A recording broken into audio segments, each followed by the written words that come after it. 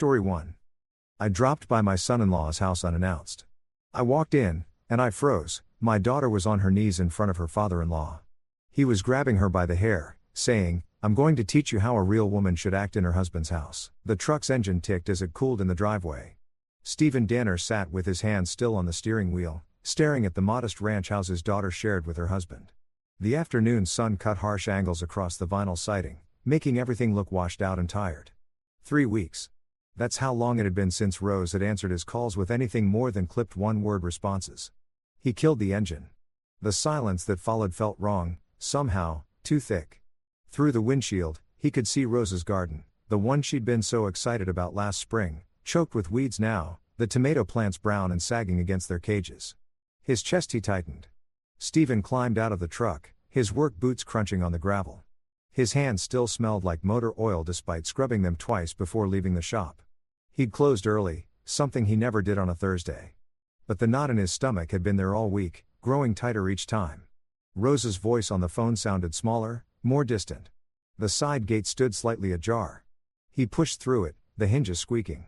The backyard was quiet except for the hum of a neighbor's air conditioning unit. Rose's car sat in the carport, so she was home. That should have been reassuring. It wasn't. He approached the side door, the one that led into the kitchen. Rose used to leave it unlocked during the day when she was home. Trusting the neighborhood, trusting everything. His hand found the knob. It turned. The moment he stepped inside, he heard it. A man's voice, not Levi's, deeper, rougher. The words were indistinct at first, muffled by the hallway, but the tone cut through everything else. Sharp, cruel, dripping with something that made Stephen Unk's muscles go rigid. He moved through the kitchen without thinking, past the dishes in the sink, past the faded curtains Rose had hung last year. His pulse thundered in his ears, but his breathing stayed controlled, steady. Years of holding it together during his late wife's illness had taught him how to function through fear. The hallway opened into the living room, and there it was, the moment that would split his life into before and after. Rose was on her knees on the beige carpet. Her face was contorted, not in pain, but in something worse. Humiliation. Terror. A man stood over her, his thick fingers tangled in her hair, wrenching her head back at an angle that made Stephen's vision go white at the edges. Leonard Pike, Rose's father-in-law, 62 years old, barrel-chested, with the kind of face that always looked like it was on the edge of anger. His flannel shirt was rolled up to his elbows, and his grip on Rose's hair was so tight, Stephen could see the tension in his forearm. "I'm going to teach you how a real woman should act in her husband's house." Leonard's voice was low, vibrating with false righteousness. "This backtalk, this disrespect, it ends today. You hear me?" Stephen's daughter was crying, not sobbing, but silent tears streaming down her cheeks. Her hands were pressed against the carpet, trembling.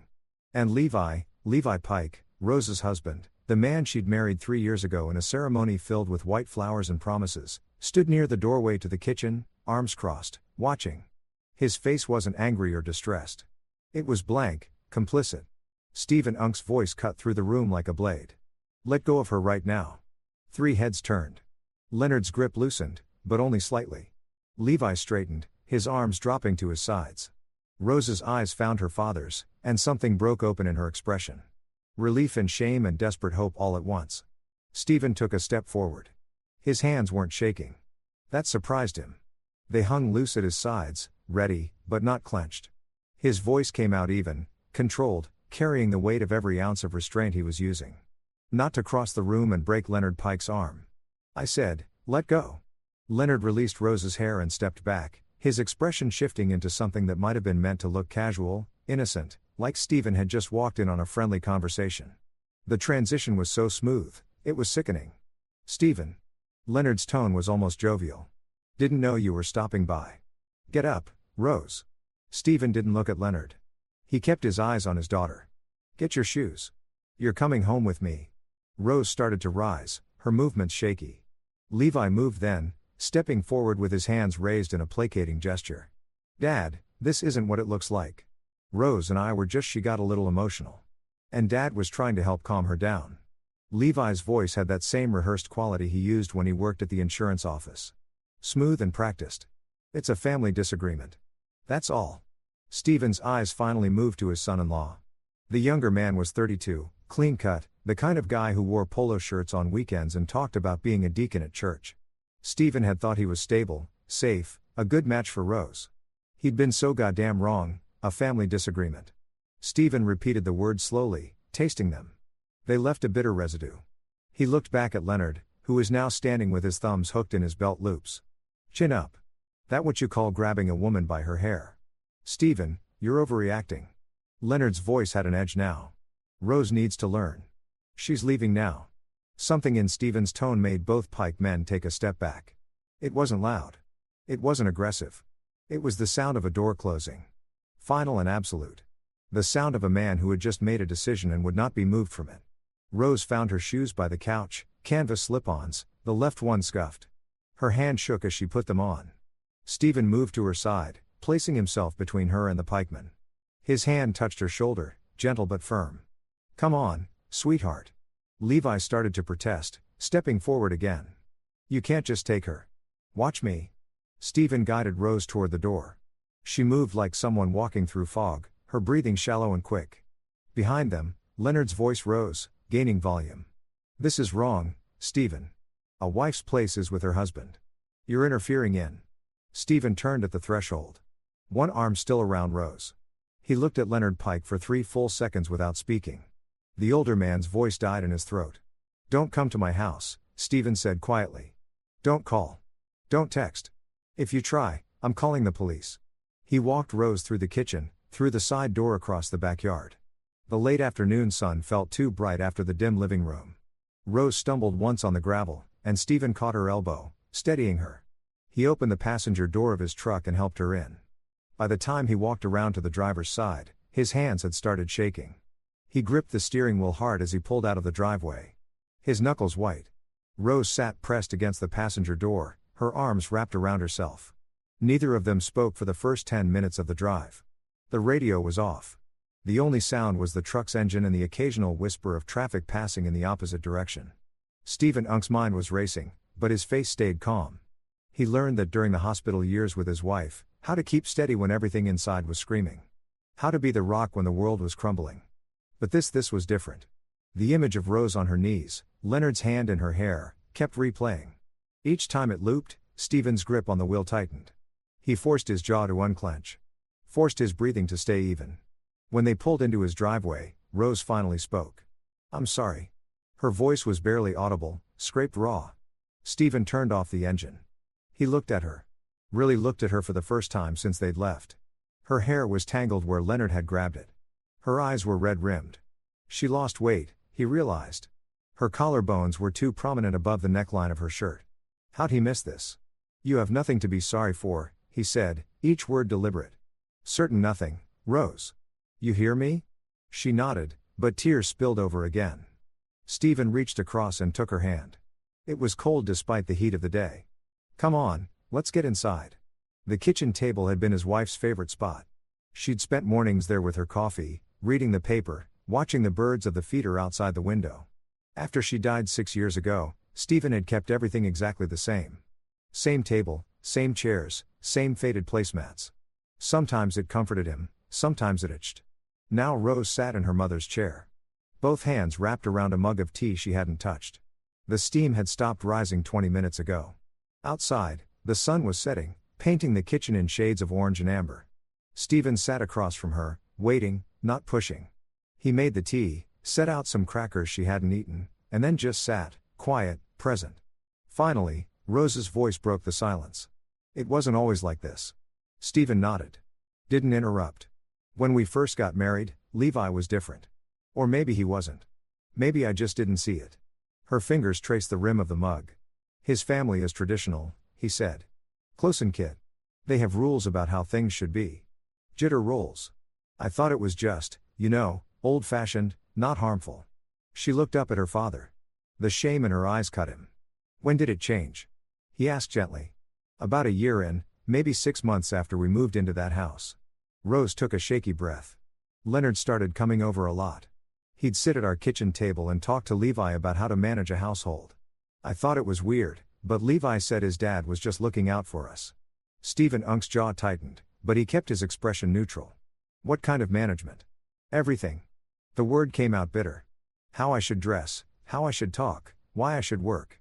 Leonard said a wife should be guided by her husband and his father until she learns the right way. Levi agreed with him. Every time she set the mug down, her hands starting to shake again. Then it got worse. Levi took over her bank accounts. Said he'd handle the money because that's the man's job. He started reading my texts, checking my location on my phone. If I questioned it, he'd get this look. She trailed off, staring at something Stephen couldn't see. What looked?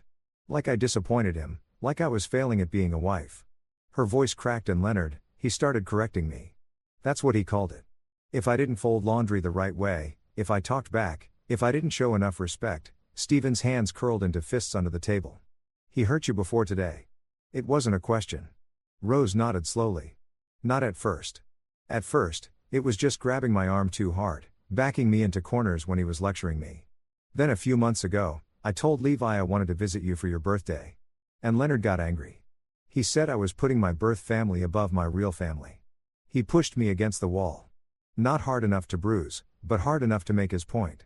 The words kept coming faster now, like a dam breaking. Levi locked me outside once. It was February. I'd raised my voice during an argument, and he said I needed to cool off. I stood on the porch for 2 hours before he let me back in. Leonard said it was good for me, that I needed to learn consequences. Stephen felt something cold and hard settling in his chest. Not rage, not yet. Something more calculated, more permanent. They read your messages, he said. That's why you stopped texting me. Levi checks my phone every night. If I delete anything, he knows. Rose wiped her eyes with the back of her hand. I tried to call you a few weeks ago from work, but he found out. He didn't hit me, but he took my car keys. Said I couldn't be trusted to drive alone. Leonard backed him up, said it was protective leadership. Today, Stephen said carefully, what happened before I got there? Rose's face went pale. I asked if I could have $20 for groceries.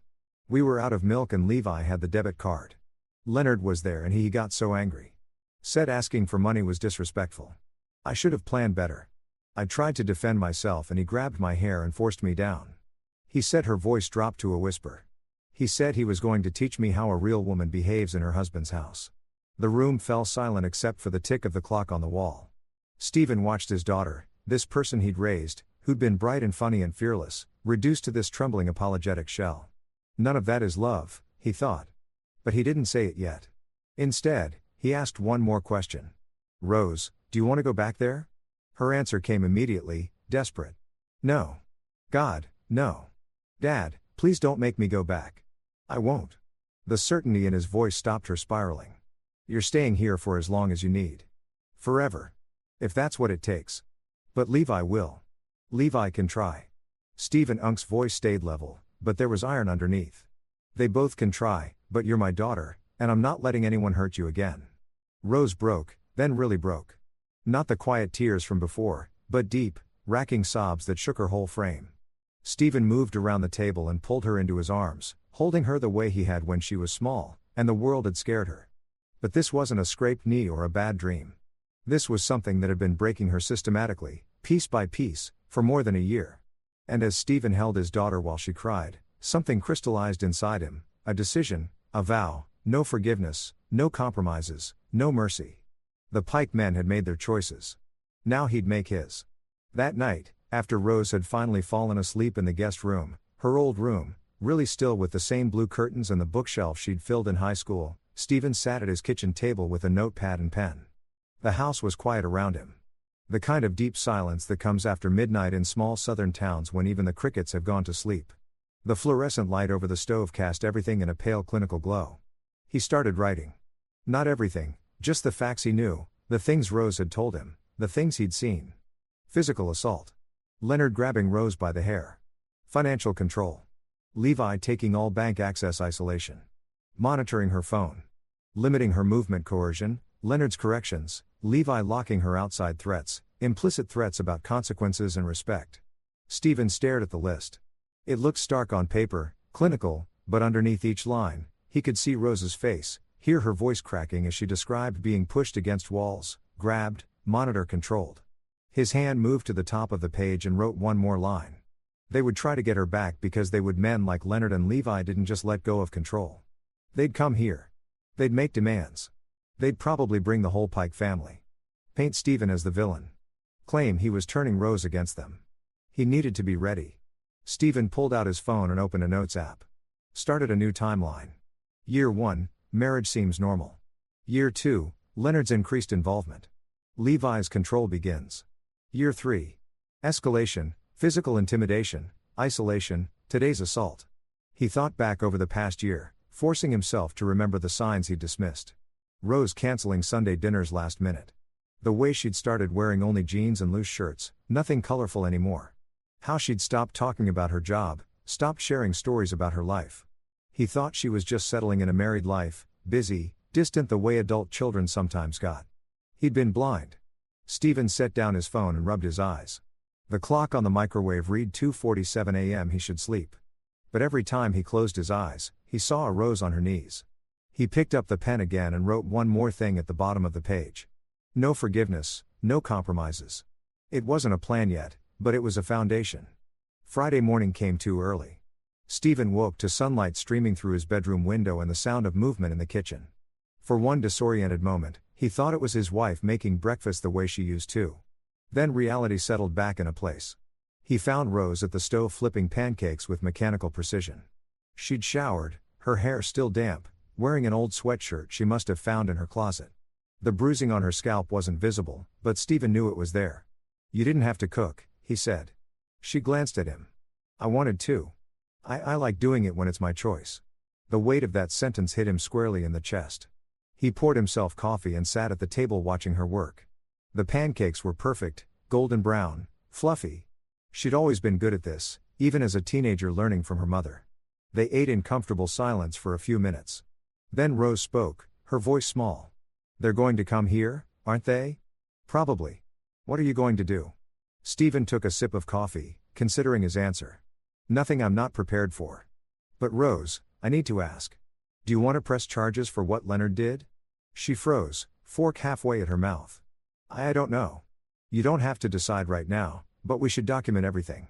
Photos, statements, anything that proves what's been happening. He kept his tone and gentle but firm just in case. Rose set down her fork. Levi will say I'm lying. Then we make sure the truth is louder than his lies. She looked at him, really looked at him, searching his face for something. Whatever she found there made her shoulders straighten slightly. Okay, she said. Okay, we document it. After breakfast, Stephen took careful photos of Rose's scalp where Leonard had grabbed her. The area was tender, slightly swollen, with faint bruising starting to show. Then he had her write out everything she could remember, dates, incidents, witnesses, anything that might be useful. By noon, his phone started buzzing. Text from a number he didn't recognize. Stephen, this is Levi. Please call me. We need to talk about Rose. He deleted it without responding. 5 minutes later, another text. Dad says you're being unreasonable. Rose belongs here with her family. Stephen showed Rose the messages. I'm not responding, but I need your permission to block them. She nodded quickly. Do it. He blocked the number. Then he called Rose's workplace, a veterinary clinic where she worked as a receptionist. He spoke to her supervisor, a woman named Janet, who'd hired Rose right out of college. Janet, this is Stephen Danner, Rose's father. There's been a family emergency and Rose needs some time off. There was a pause. Is she okay? She will be. Can you work with us on this? Of course, Stephen. Janet's voice dropped. I've been worried about her for months. She hasn't seemed like herself. His chest tightened. What do you mean? She's been anxious, jumpy. A few times I saw her crying in the break room, but when I asked, she said everything was fine. Her husband started picking her up from work instead of letting her drive herself. I thought it was odd, but it's not your place to ask. Exactly. Janet sighed. Tell her take all the time she needs. Her job will be here when she's ready. After the call, Stephen found Rose in her room sitting on the edge of the bed with her phone in her hands. Your boss sent her support, he said. And you've got time off approved. Rose nodded absently, still staring at her phone. Levi is calling. Don't answer. He'll just keep calling. Stephen sat beside her. Then let him. You don't owe him a conversation. You don't owe him anything. She powered off the phone and sat on the nightstand like it might bite her. I keep thinking, she said quietly about how it started so small. How I didn't notice until it was too late. That's how it works. That's how men like them operate. Stephen chose his next words carefully. None of this is your fault, Rose. Not a single bit of it. She didn't respond, but he saw her throat work as she swallowed hard. That afternoon, the pikemen came. Stephen heard the truck pull into his driveway around 3 o'clock. The distinctive rumble of Leonard's old F-250. He was in the garage organizing tools he didn't need to organize, but it gave him something to do with his hands. Through the garage door window, he watched Leonard and Levi climb out. Both wore expressions of righteous determination. Leonard walked like he owned the property. Levi followed half a step behind, jaw set. Stephen pulled the garage door shut and walked around to meet them in the driveway. He didn't invite them closer. "Stephen." Leonard's tone was clipped. "False friendly. We need to talk about this situation." "There's no situation. Rose is staying here." "She's my wife," Levi said, stepping forward. His voice had that practice quality again. Reasonable but firm. "She belongs at home. Whatever misunderstanding happened yesterday. We can work through it as a family." Stephen Unk's expression didn't change. "Misunderstanding. That's what you're calling it." "Dad was trying to help." Levi continued. "Rose got emotional and your father grabbed my daughter by her hair and forced her to her knees." Stephen Unk's voice cut through the excuse like glass. "There's no misunderstanding about that." Leonard's mask slipped slightly, irritation flashing across his face. "A wife needs guidance. The Bible is clear. Don't." Stephen Unk's voice dropped lower. "Dangerous. Don't quote scripture of me to justify abuse. It's not abuse. It's discipline. You laid hands on my daughter in anger with violence. That's abuse, Leonard." And Levi stood there and let it happen. He shifted his gaze to his son-in-law. "You let your father terrorize your wife." Levi's face flushed.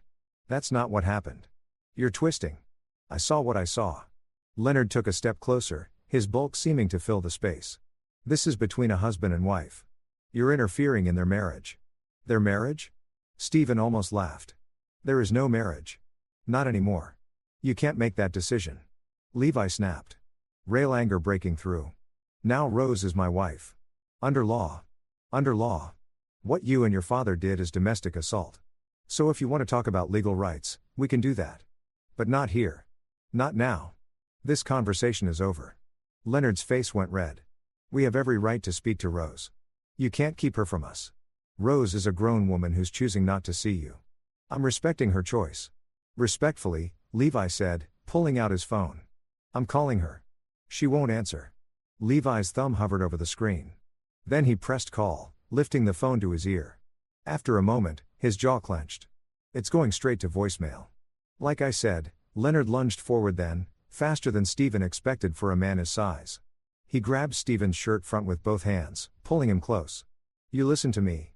Stephen's hands came up, breaking Leonard's grip with a sharp practice motion. Years of working with his hands, moving engines and heavy equipment had left him stronger than he looked. He didn't push Leonard away. Just freed himself and stepped back. "Touch me again," Stephen said quietly. "And I'm calling the police. Get off my property."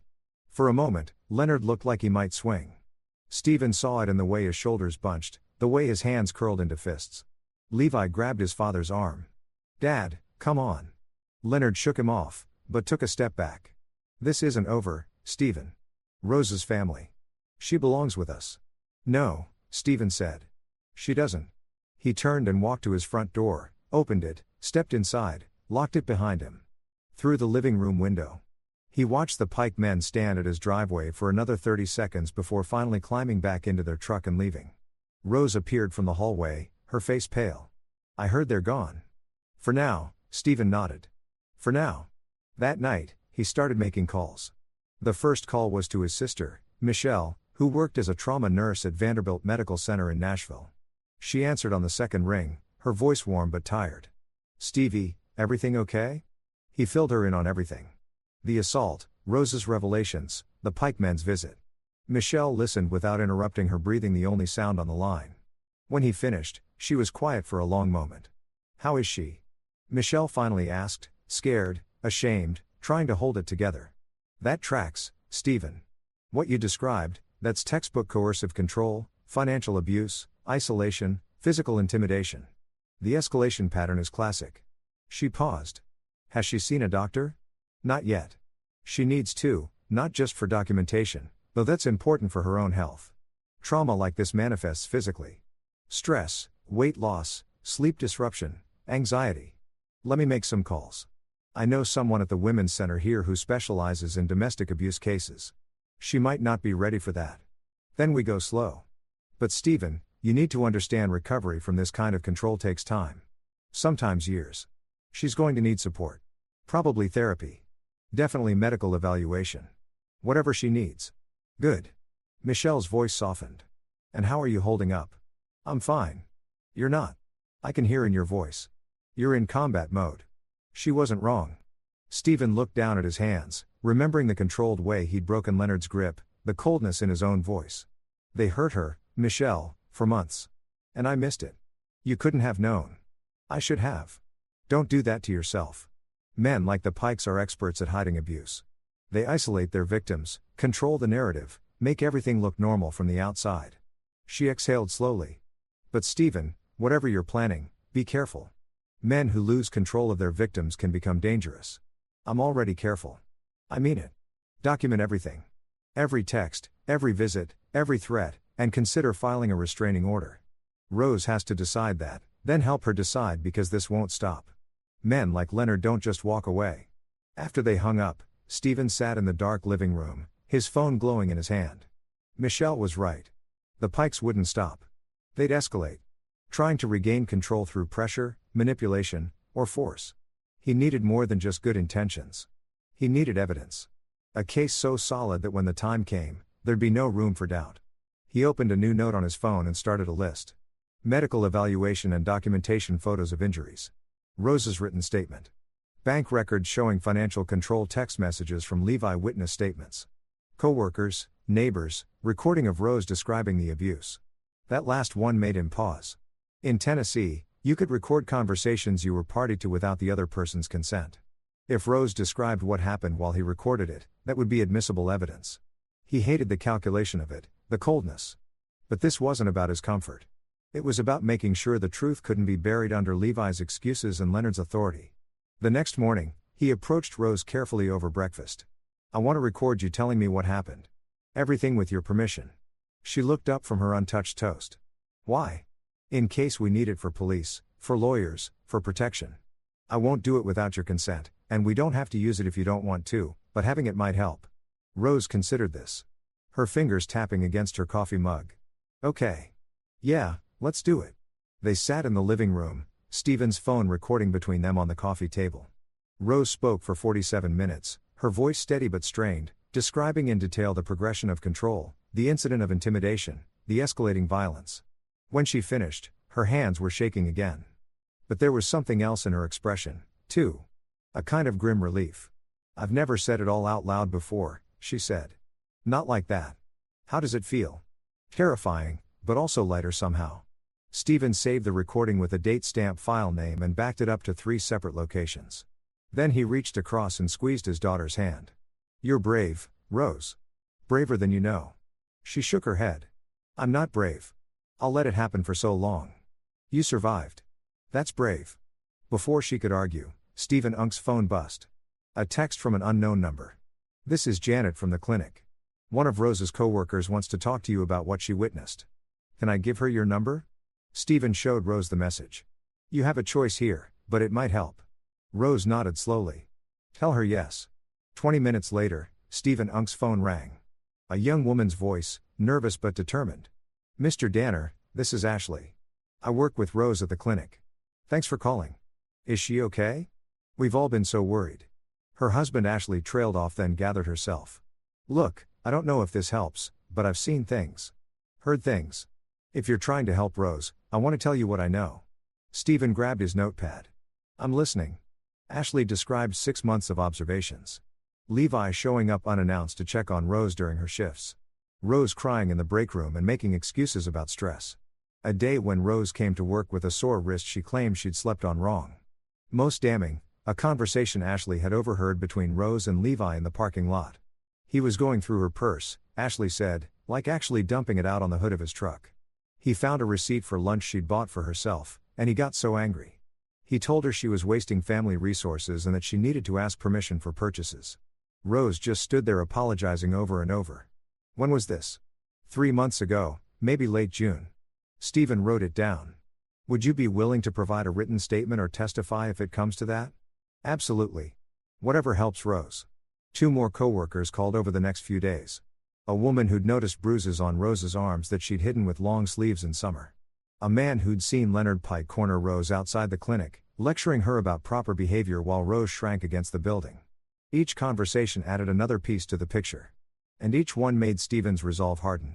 On Sunday, a week after the living room incident, Stephen stood in his backyard watering the scraggly lawn and thinking about next steps.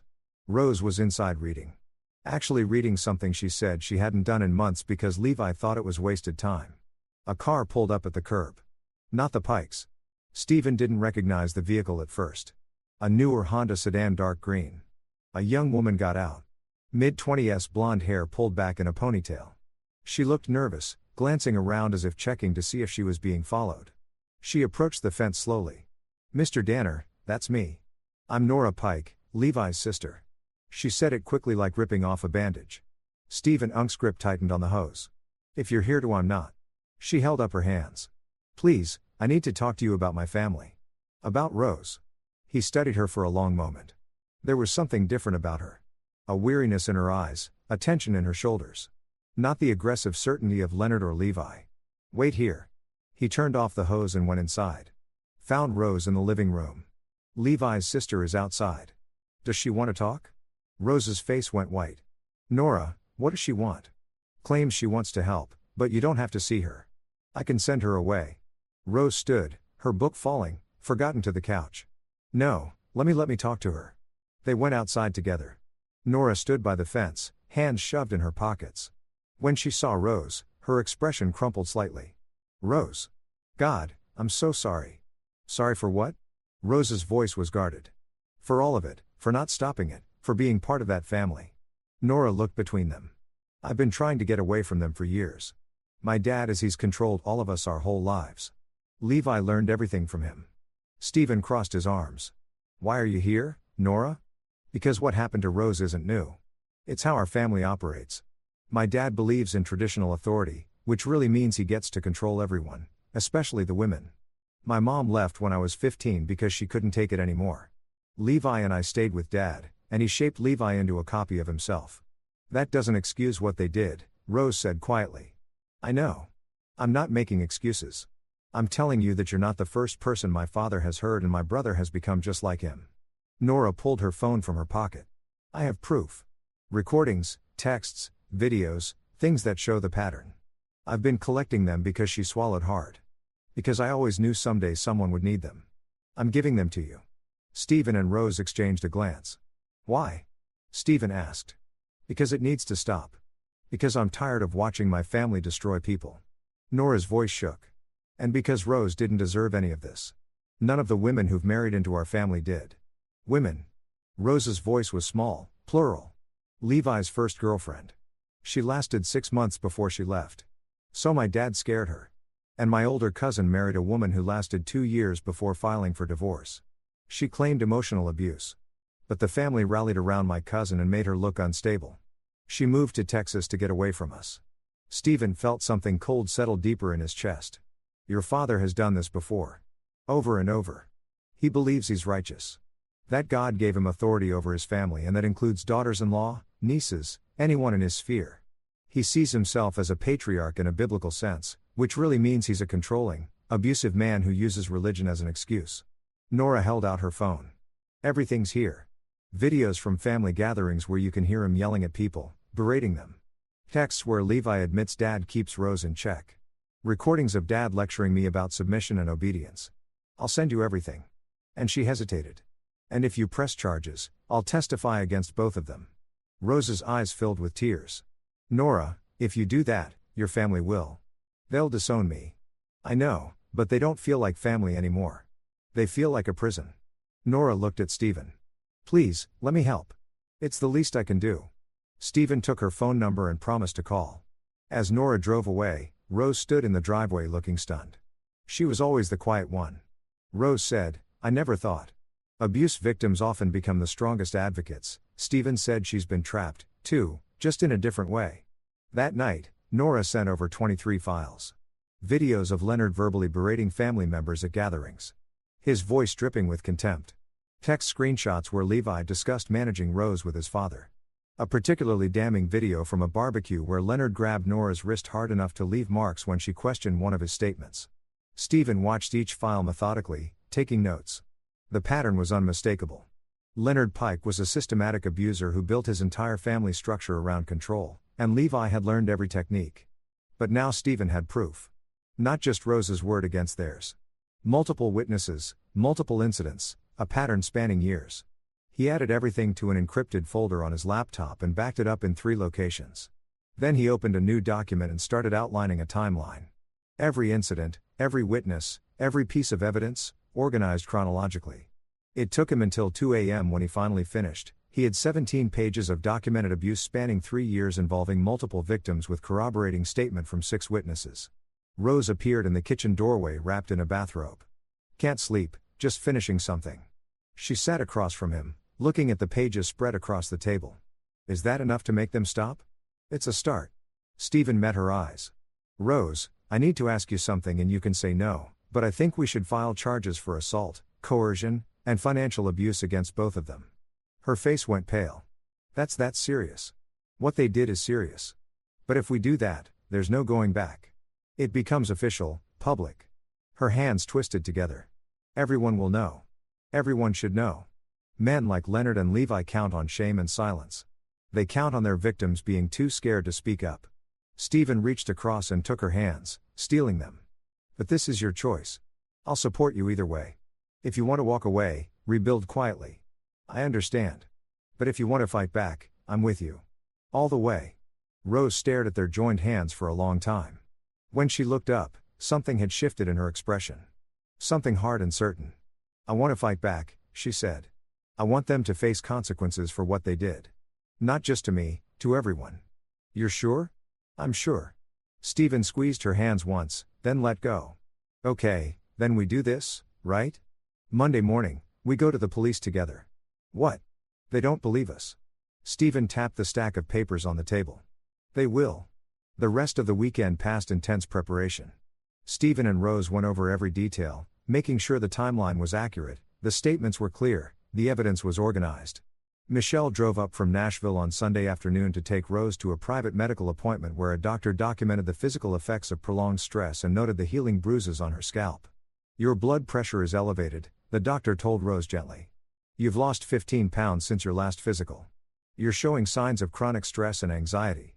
These are all consistent with trauma." The medical report went into the folder. Sunday evening, Stephen sat on his back porch watching the sun set over Cedar Brook.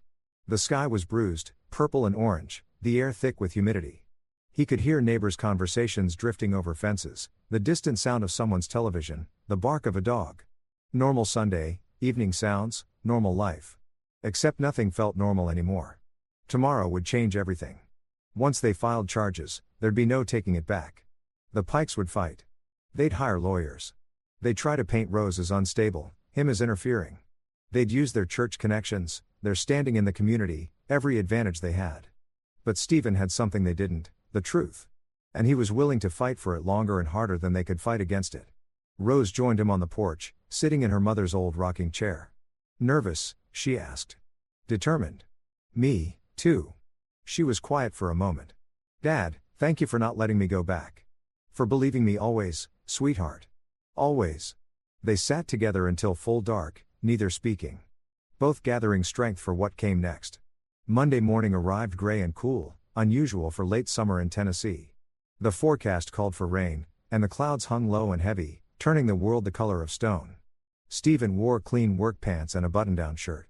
Rose wore jeans and a simple blouse, her hair pulled back. They both looked tired. Neither had slept well. The Cedar Brook Police Department occupied a low brick building on Main Street, sandwiched between the post office and a hardware store. Stephen had driven past it 1,000 times. He never imagined walking through those doors to report his own son-in-law and father-in-law for domestic violence. The lobby smelled like burnt coffee and old carpet. A young officer at the front desk looked up as they entered. "Help you folks. We need to file a report," Stephen said. His voice was steady for domestic assault and abuse. The officer's expression shifted, becoming more attentive. "Let me get someone for you. Have a seat." They sat in hard plastic chairs, bolted to the floor. Rose's leg bounced nervously. Stephen placed a hand on her knee, stilling it, and she gave him a weak smile. 10 minutes later, a woman in plain clothes emerged from the back. Late 40s, dark hair and a practical blonde, sharp eyes that took in everything. "I'm Detective Sarah Morales. Why don't you come back with me?" "No, wait." User said, "Don't use the name Sarah. Let me fix that." 10 minutes later, a woman in plain clothes emerged from the back. Late 40s, dark hair and a practical blonde, sharp eyes that took in everything. "I'm Detective Patricia Morales. Why don't you come back with me?" She led them to a small interview room with a table for chairs and a recording camera mounted in the corner. The walls were beige. The floor was scuffed linoleum. Everything about the space felt designed to strip away pretense. "Before we start," Detective Morales said, settling in her chair, "I want you to know that reporting domestic violence takes courage. We take these cases seriously. I'm going to ask you questions, and some of them might be difficult. Take your time. We'll record this conversation for documentation purposes." "Okay." Rose nodded. Stephen said, "Understood. Who are we talking about here? Who's the victim? Who's the abuser?" "I'm the victim," Rose said, her voice stronger than Stephen expected. "My husband, Levi Pike, and my father-in-law, Leonard Pike." Detective Morales began taking notes. "Tell me what happened." Rose started with last Thursday, the living room, Leonard's assault, Stephen Unk's intervention. Her voice trembled at first, but gained strength as she went. Detective Morales didn't interrupt, just nodded occasionally, her pen moving steadily across the page. When Rose finished that part, the detective looked up, "And your father witnessed this?" "All of it," Stephen confirmed. "I saw Leonard Pike grab my daughter by her hair and force her to her knees. I heard him threaten to teach her how a real woman should act. My son-in-law stood there and did nothing." "Can you describe Leonard Pike's exact actions? How he grabbed her where, how hard?" Stephen described it in careful detail. The grip, the angle, the visible strain on Leonard's forearm, Rose's position on the floor. The detective wrote everything down. "But that's not all." Rose said, "It's been going on for more than a year. The violence, the control, it's systematic." She described the progression. Financial control, phone monitoring, isolation, physical intimidation, Levi locking her outside, Leonard's escalating corrections. Stephen watched Detective Morales' expression shift from professional attention to something harder, more personal. "Do you have evidence of any of this?" the detective asked. Stephen produced the folder. Written statements from Rose, witness statements from her co-workers, text messages, medical documentation, bank records showing financial control, recordings, he said on the table between them. "It's all here." Detective Morales opened the folder and began reading. The room fell silent except for the rustle of paper. 2 pages in, she looked up. "This is extensive. It's systematic." Stephen repeated Rose's word. "This isn't a one-time incident. It's a pattern of abuse." The detective spent 20 minutes going through every page. She asked clarifying questions, requested contact information for the witnesses, made her own notes. When she reached Nora Pike's statements, she paused. "This is the defendant's sister." "Yes," Rose said. "She's willing to testify against them." "That's unusual. She's been dealing with their abuse her whole life." Detective Morales closed the folder and looked at Rose directly. "Ms. Danner, I'm sorry, Miss Pike." "Danner." Rose interrupted quietly. "I'm going back to my maiden name. Ms. Danner. Based on what you've told me in this evidence, we have grounds for multiple charges. Domestic assault, coercive control, false imprisonment, financial abuse. Are you prepared for what comes next? This will mean investigations, possible arrest, court proceedings. Your husband and father-in-law will know you filed charges. I know they may retaliate. I know that, too." Detective Morales nodded slowly. "Good, because I need you to be sure. Once we start this process, it's going to be difficult. These cases often are." Rose's hands were clasped tight on the table, but her voice didn't waver. "I'm sure I want to press charges against both of them." "All right." The detective looked at Stephen. "And you're willing to testify as a witness?" "Absolutely." "Then here's what happens next. I'm going to take your full statement, document everything and pass this to our DA's office. They'll review the evidence and decide on charges. If they move forward, and based on what I'm seeing here, warrants will be issued. Do either of you know where the Pikes are right now?" "Levi works at Secure Life Insurance on Cypress Street." Rose said, "Leonard's usually a home for 28 Oakmont Road." Detective Morales wrote it down. "We'll coordinate with patrol. When we make arrests, we do it carefully. Mr. Danner, I recommend you and your daughter stay somewhere these men don't know about for the next few days. Do you have somewhere safe you can go? Stephen hadn't thought of that. My sister's in Nashville. That's probably smart. Just until things settle. She stood. I'll need a couple more hours with Rose to get her complete statement. Mr. Danner, you're welcome to wait or come back. I'll wait. Rose gave him a grateful look as Detective Morales led her to a different room for the detailed interview.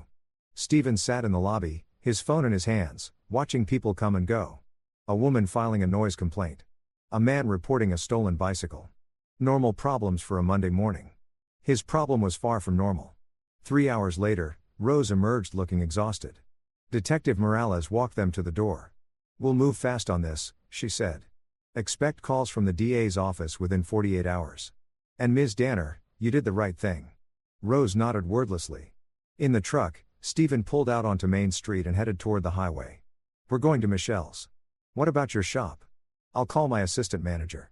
He can handle it for a few days. Rose leaned her head against the window, watching Cedarbrook slide past. It's really happening. It is. I thought I'd feel relieved. I just feel tired. That's normal. They drove in silence for a while. The rain started halfway to Nashville. Light at first, then heavier, drumming against the windshield. Stephen turned on the wipers and kept his eyes on the road. Rose spoke again, softer this time. Do you think they'll actually go to jail? If there's justice. Yes. What if there isn't? Stephen glanced at her. Then we keep fighting until there is. Michelle's house was a small ranch in a quiet Nashville suburb. She met them at the door, immediately pulling Rose into a hug. You did it, Michelle said. You really did it. We did. Rose said. Dad and they spent that evening laying low, ordering takeout, watching mindless television. Stephen found himself checking his phone constantly, waiting for news. None came. Tuesday morning, Detective Morales called. Mr. Danner. The DA reviewed the case. They're filing charges. Multiple counts against both men. We're executing warrants this afternoon. Stephen's grip tightened on the phone. Where? Levi Pike at his workplace. Leonard Pike at his residence. We'll call you when it's done. Thank you, Detective. Thank you, daughter. She's brave. After the call, Stephen found Rose in Michelle's guest room, sitting on the bed with her arms wrapped around her knees. They're arresting them today, he said. Her eyes went wide. Today, this afternoon. Detective Morales will call when it's done. Rose nodded slowly, processing. It's really over. This part is at 4:37 p.m. Stephen's phone rang. Mr. Danner, Detective Morales, both warrants have been executed. Levi Pike was arrested at work without incident. Leonard Pike was arrested at home.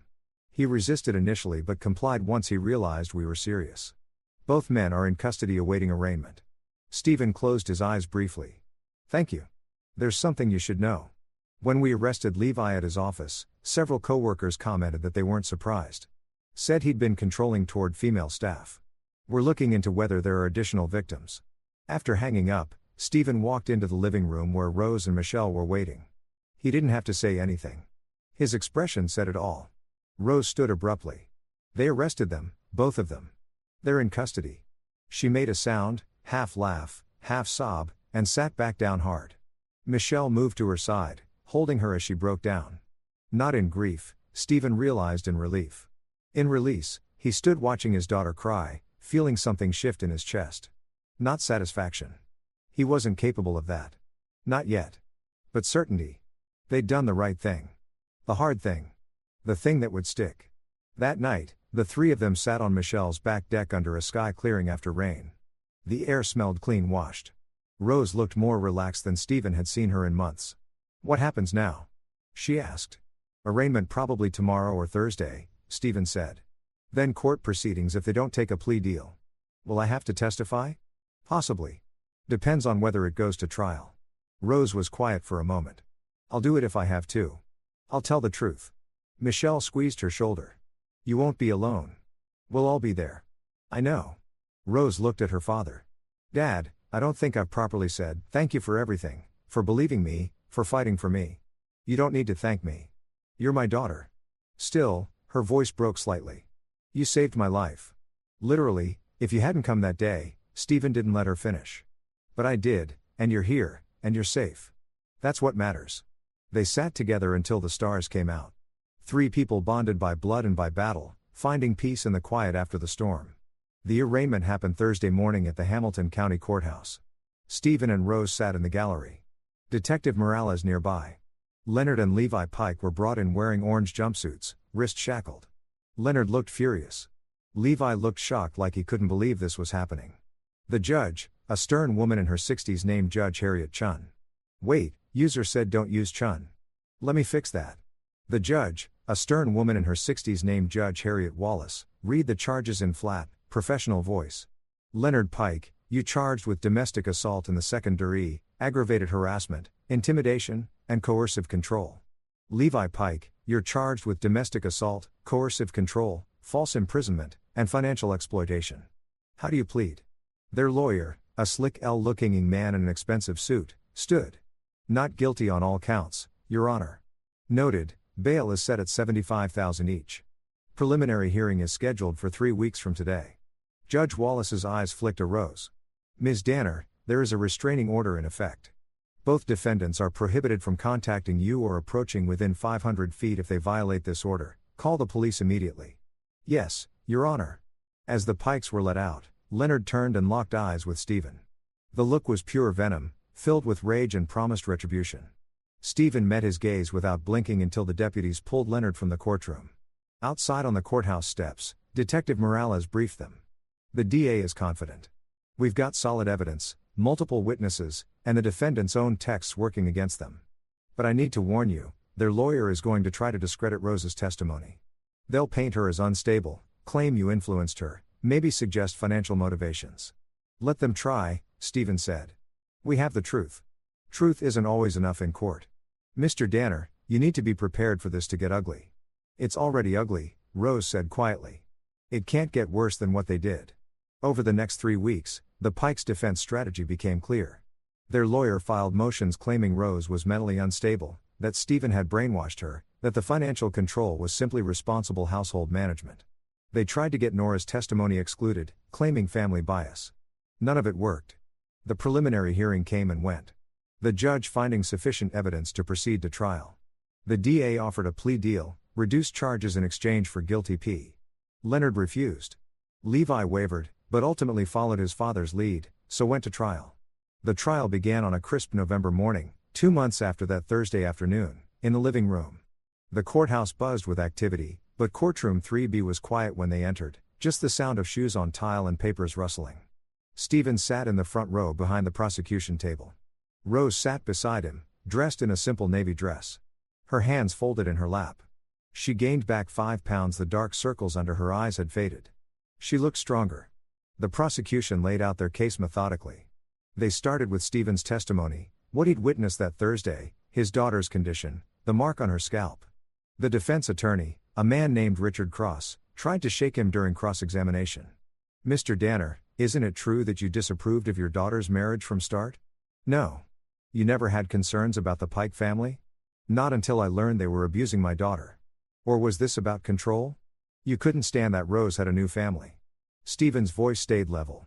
This is about a grown man assaulting my daughter in her own home while her husband watched. That's what I saw. That's what happened. Cross tried to rattle him for 20 minutes. It didn't work. Stephen had spent weeks preparing, going over every detail with the prosecutor. He knew what he'd seen, and he refused to be shaken from it. Rose testified next. She spoke clearly, describing the pattern of abuse, the escalation, the fear. Cross tried the same tactics, suggesting she was emotionally unstable, that she'd misinterpreted firm guidance as abuse, that she'd been influenced by her father. Ms. Danner, you admit your father recorded your statement. Isn't it possible he coached you on what to say? No, he recorded the truth. My truth. But you were emotional, vulnerable. Maybe you said what you thought he wanted to hear. Rose's voice hardened. I said, what happened? Leonard Pike grabbed my hair and forced me to my knees. Levi Pike controlled every aspect of my life. Those are facts, not feelings. The jury, 8 women for men, watched intently. The prosecution called Rose's co-workers. Each one described her deterioration over the past year. The tears, the anxiety, the bruises she tried to hide. Ashley's testimony about the parking lot confrontation was particularly powerful. Then Nora took the stand. She looked small in the witness box, but her voice was steady. She described growing up under Leonard's control, watching him berate her mother until she fled, seeing Levi adopt the same tactics. She described the family's pattern of abuse spanning decades. Cross attacked her credibility viciously, suggesting she was testifying out of spite that she'd fabricated evidence to hurt her family. But Nora didn't break. She'd spent too many years under Leonard's thumb to be intimidated by a lawyer. "My father is an abusive man," she said simply. "My brother learned from him. Rose is one victim in a long line of victims. I'm testifying because it needs to stop." The prosecution played the videos Nora had provided. The jury watched Leonard verbally destroying family members, grabbing Nora's wrist, creating an atmosphere of fear and control. They heard Levi's texts admitting his father keeps Rose in check. By the end of the first week, the defense was scrambling.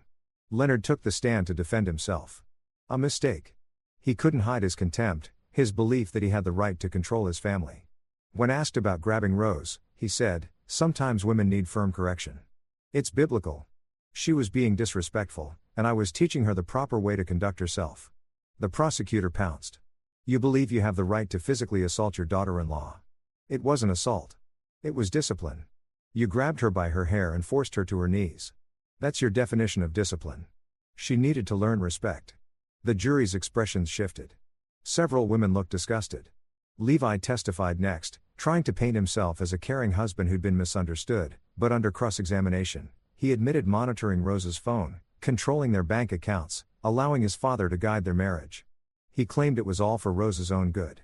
Did Rose want to be monitored and controlled? The prosecutor asked. It was what was best for her. That wasn't my question. Did she want it? Levi hesitated. She was my wife. It was my responsibility. So, no, she didn't want it, but you did it anyway. I was being a good husband by your father's definition. The trial lasted 9 days. On the 10th day, closing arguments began. The defense claimed Rose was unstable. Stephen was controlling and the pikemen had simply been trying to maintain a traditional family structure that had been misinterpreted as abuse. The prosecution didn't mince words. The defense wants you to believe this is about misunderstanding, about traditional values. But what you've heard over the past 9 days isn't about tradition. It's about power, control, violence. The prosecutor gestured toward Rose. Rose Danner trusted her husband and his family. She believed their promises of love and partnership. Instead, she got systematic abuse, financial control, physical assault, isolation from her support network. This isn't a family disagreement. This is domestic violence. And the defendants need to be held accountable. The jury deliberated for 6 hours. When they returned, the foreman, a woman in her 50s, stood and read the verdict. On the charge of domestic assault against Leonard Pike, guilty. On the charge of coercive control against Leonard Pike, guilty. On the charge of intimidation against Leonard Pike, guilty for Levi. On the charge of coercive control, guilty. On the charge of financial exploitation, guilty. On the charge of false imprisonment, guilty. Rose made a sound beside Stephen. A gasp. A sob. He couldn't tell. He took her hand and held it tightly. Judge Wallace addressed the convicted man. Mr. Pike. Mr. Pike, what you did to this young woman represents a profound betrayal of trust and a systematic pattern of abuse. This court has heard testimony detailing how you worked together to isolate, control, and intimidate Ms. Danner. Your family structure was not traditional. It was designed around domination and fear. The evidence against you is overwhelming. The jury's verdict is clear and this court will not tolerate domestic violence in any form. She set sentencing for 2 weeks later. At the sentencing hearing, Leonard Pike received 4 years. Levi received 3. Both would be required to attend domestic violence intervention programs. Both would be prohibited from contacting Rose for 10 years after their release. As the baifs led them away, Leonard shouted something about justice being perverted, about his rights being violated. Levi just looked broken, finally understanding what he'd lost. Stephen felt Rose lean against him, exhausted. He put his arm around her and held her up. Outside the courthouse, reporters had gathered. Detective Morales helped them navigate past the cameras. In a parking lot, Rose finally let herself cry. Deep cleansing tears that shook her whole body. "It's over," she said between sobs. "It's really over." "It is," Stephen confirmed. "You did it, sweetheart. You stood up to them, and you won. We did it. You and me." Stephen looked at his daughter. This person who'd been broken down and rebuilt, who'd found courage when it mattered most, who'd fought back against men who tried to destroy her spirit. "Yeah," he said softly. "We did." Spring came to Cedarbrook with dogwoods blooming white against green hills and the air turning soft and sweet. 6 months had passed since the trial. 6 months of slow, steady healing. Rose had moved into a small rental house on the east side of town, a cottage with a front porch and a yard just big enough for a garden. She'd planted tomatoes again, and this time they were thriving. She'd gone back to work at the clinic part-time, slowly rebuilding relationships with coworkers who testified for her. She'd started therapy 1 hour every week with a woman who specialized in trauma recovery. The divorce had been finalized in February. Rose Danner legally and completely. No ties left to Levi Pike except the memories, and those were fading. She was taking evening classes at the community college, something she'd always wanted to do, but Levi had dismissed as frivolous. Literature and art history, subjects that fed her soul. Stephen watched his daughter slowly return herself. Not the person she'd been before, Levi, but someone new, stronger, more grounded, someone who knew her own worth. On a Saturday evening in late April, Stephen stood at his grill in the backyard flipping burgers. Rose sat in one of the lawn chairs, her feet bare on the grass, reading a book for her lit class. The sunset painted everything gold. "Dad." Rose looked up from her book. "Yeah. Do you ever think about them? About what happened?" Stephen flipped a burger, considering sometimes. "Do you feel bad about it? About how things turn out for them?" He looked at his daughter. She was wearing a sundress, yellow with small flowers that she'd bought for herself without asking permission, without worrying if someone would approve. Her hair was loose around her shoulders. She looked content. "Free?" "No," he said simply. "They made their choices. I made mine." Rose nodded slowly, something settling in her expression. "I don't either. I thought maybe I would eventually. Like maybe I'd feel guilty or sad about Levi going to prison, but I just don't. He hurt me. His father hurt me. They would have kept hurting me if you hadn't stopped them. You stopped them, too. When you walked out that door with me, when you testified, that took more courage than anything I did. We both did what we had to do. We did." They fell into comfortable silence. The kind of quiet that comes from shared experience and deep trust. A cardinal called from the oak tree at the property line somewhere down the street. Kids were playing, their laughter carrying on the breeze. "I'm proud of you," Stephen said. "Your mom would be too." Rose smiled, a real smile, the kind that reached her eyes. "I'm proud of us. We didn't let them win." "No, we didn't." Stephen played the burgers and they ate on the patio as the sun dropped behind the hills. They talked about Rose's classes, about the new assistant Stephen had hired at the shop, about Michelle's upcoming visit. Normal things, everyday things. As darkness gathered and the first stars appeared, Rose stood and stretched. "I should get going. Early shift tomorrow." Stephen walked her to her car, an old Honda. She'd bought herself with money she'd saved from her job. Her money, her choice. Before she got in, she hugged him tight. "Thank you, Dad, for everything, for seeing, for believing, for fighting. Always, sweetheart, always." He watched her tail lights disappear down the street, then stood in his driveway for a while longer, looking up at the stars. The night air was cool and clean. The neighborhood was quiet. For the first time in months, Stephen felt something close to peace. Not because he'd forgiven the pikemen. He hadn't, and he never would. What they'd done to Rose, to Nora, to others, that wasn't something that could be forgiven. It could only be stopped, punished, made impossible to repeat. But he'd done that. Rose had done that. Together, they'd taken something broken and made it right as it could be made. They'd fought for justice, and they'd won. Stephen turned and walked back into his house, leaving the door unlocked because this was Cedarbrook and Rose was safe and the pike men were behind bars where they belonged. He made himself a cup of coffee, decaf since it was late, and sat at his kitchen table with a book of his own, but he didn't read. He just sat there thinking about his daughter's smile, her yellow sundress, the way she'd look sitting in his yard with her bare feet in the grass. Free, that was the word. She was free. And for Stephen Danner, that was everything. Outside, the night deepened. The stars wheeled overhead. The world kept turning. And in a small house on the east side of Cedarbrook, Rose Danner slept peacefully, no longer afraid, no longer trapped, finally, and completely herself. The story of what had happened in that living room 6 months ago would fade with time. People would move on to other scandals, other stories, but the truth would remain documented and preserved, a warning to anyone who thought they could abuse their power over those they claimed to love. Leonard and Levi Pike had learned that lesson the hard way. And Stephen Danner had learned something, too. That sometimes love means fighting, not with fists or rage, but with truth and evidence and unshakable determination. That sometimes the most important thing a father can do is stand between his child and danger no matter the cost. He paid no real cost in the end. Lost no sleep over the Pikes' imprisonment. Felt no guilt over their fate.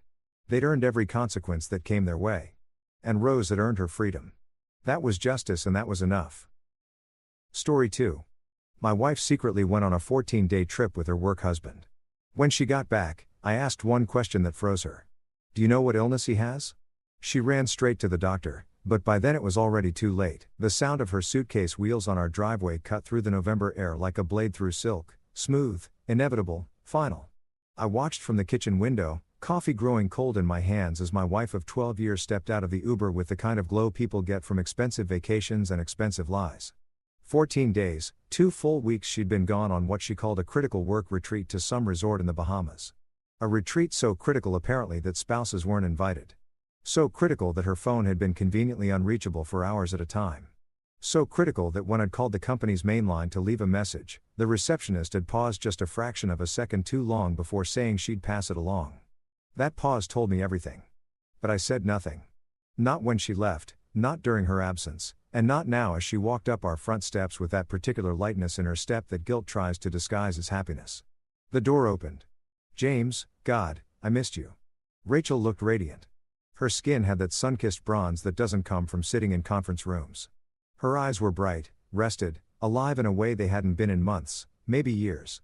She wore a new linen dress, white and breezy, the kind of thing you buy on vacation when you're trying to become a different version of yourself. She dropped her bags and moved toward me for an embrace. I hugged her back, felt her arms around me, smelled the unfamiliar perfume mixing with sunscreen and something else.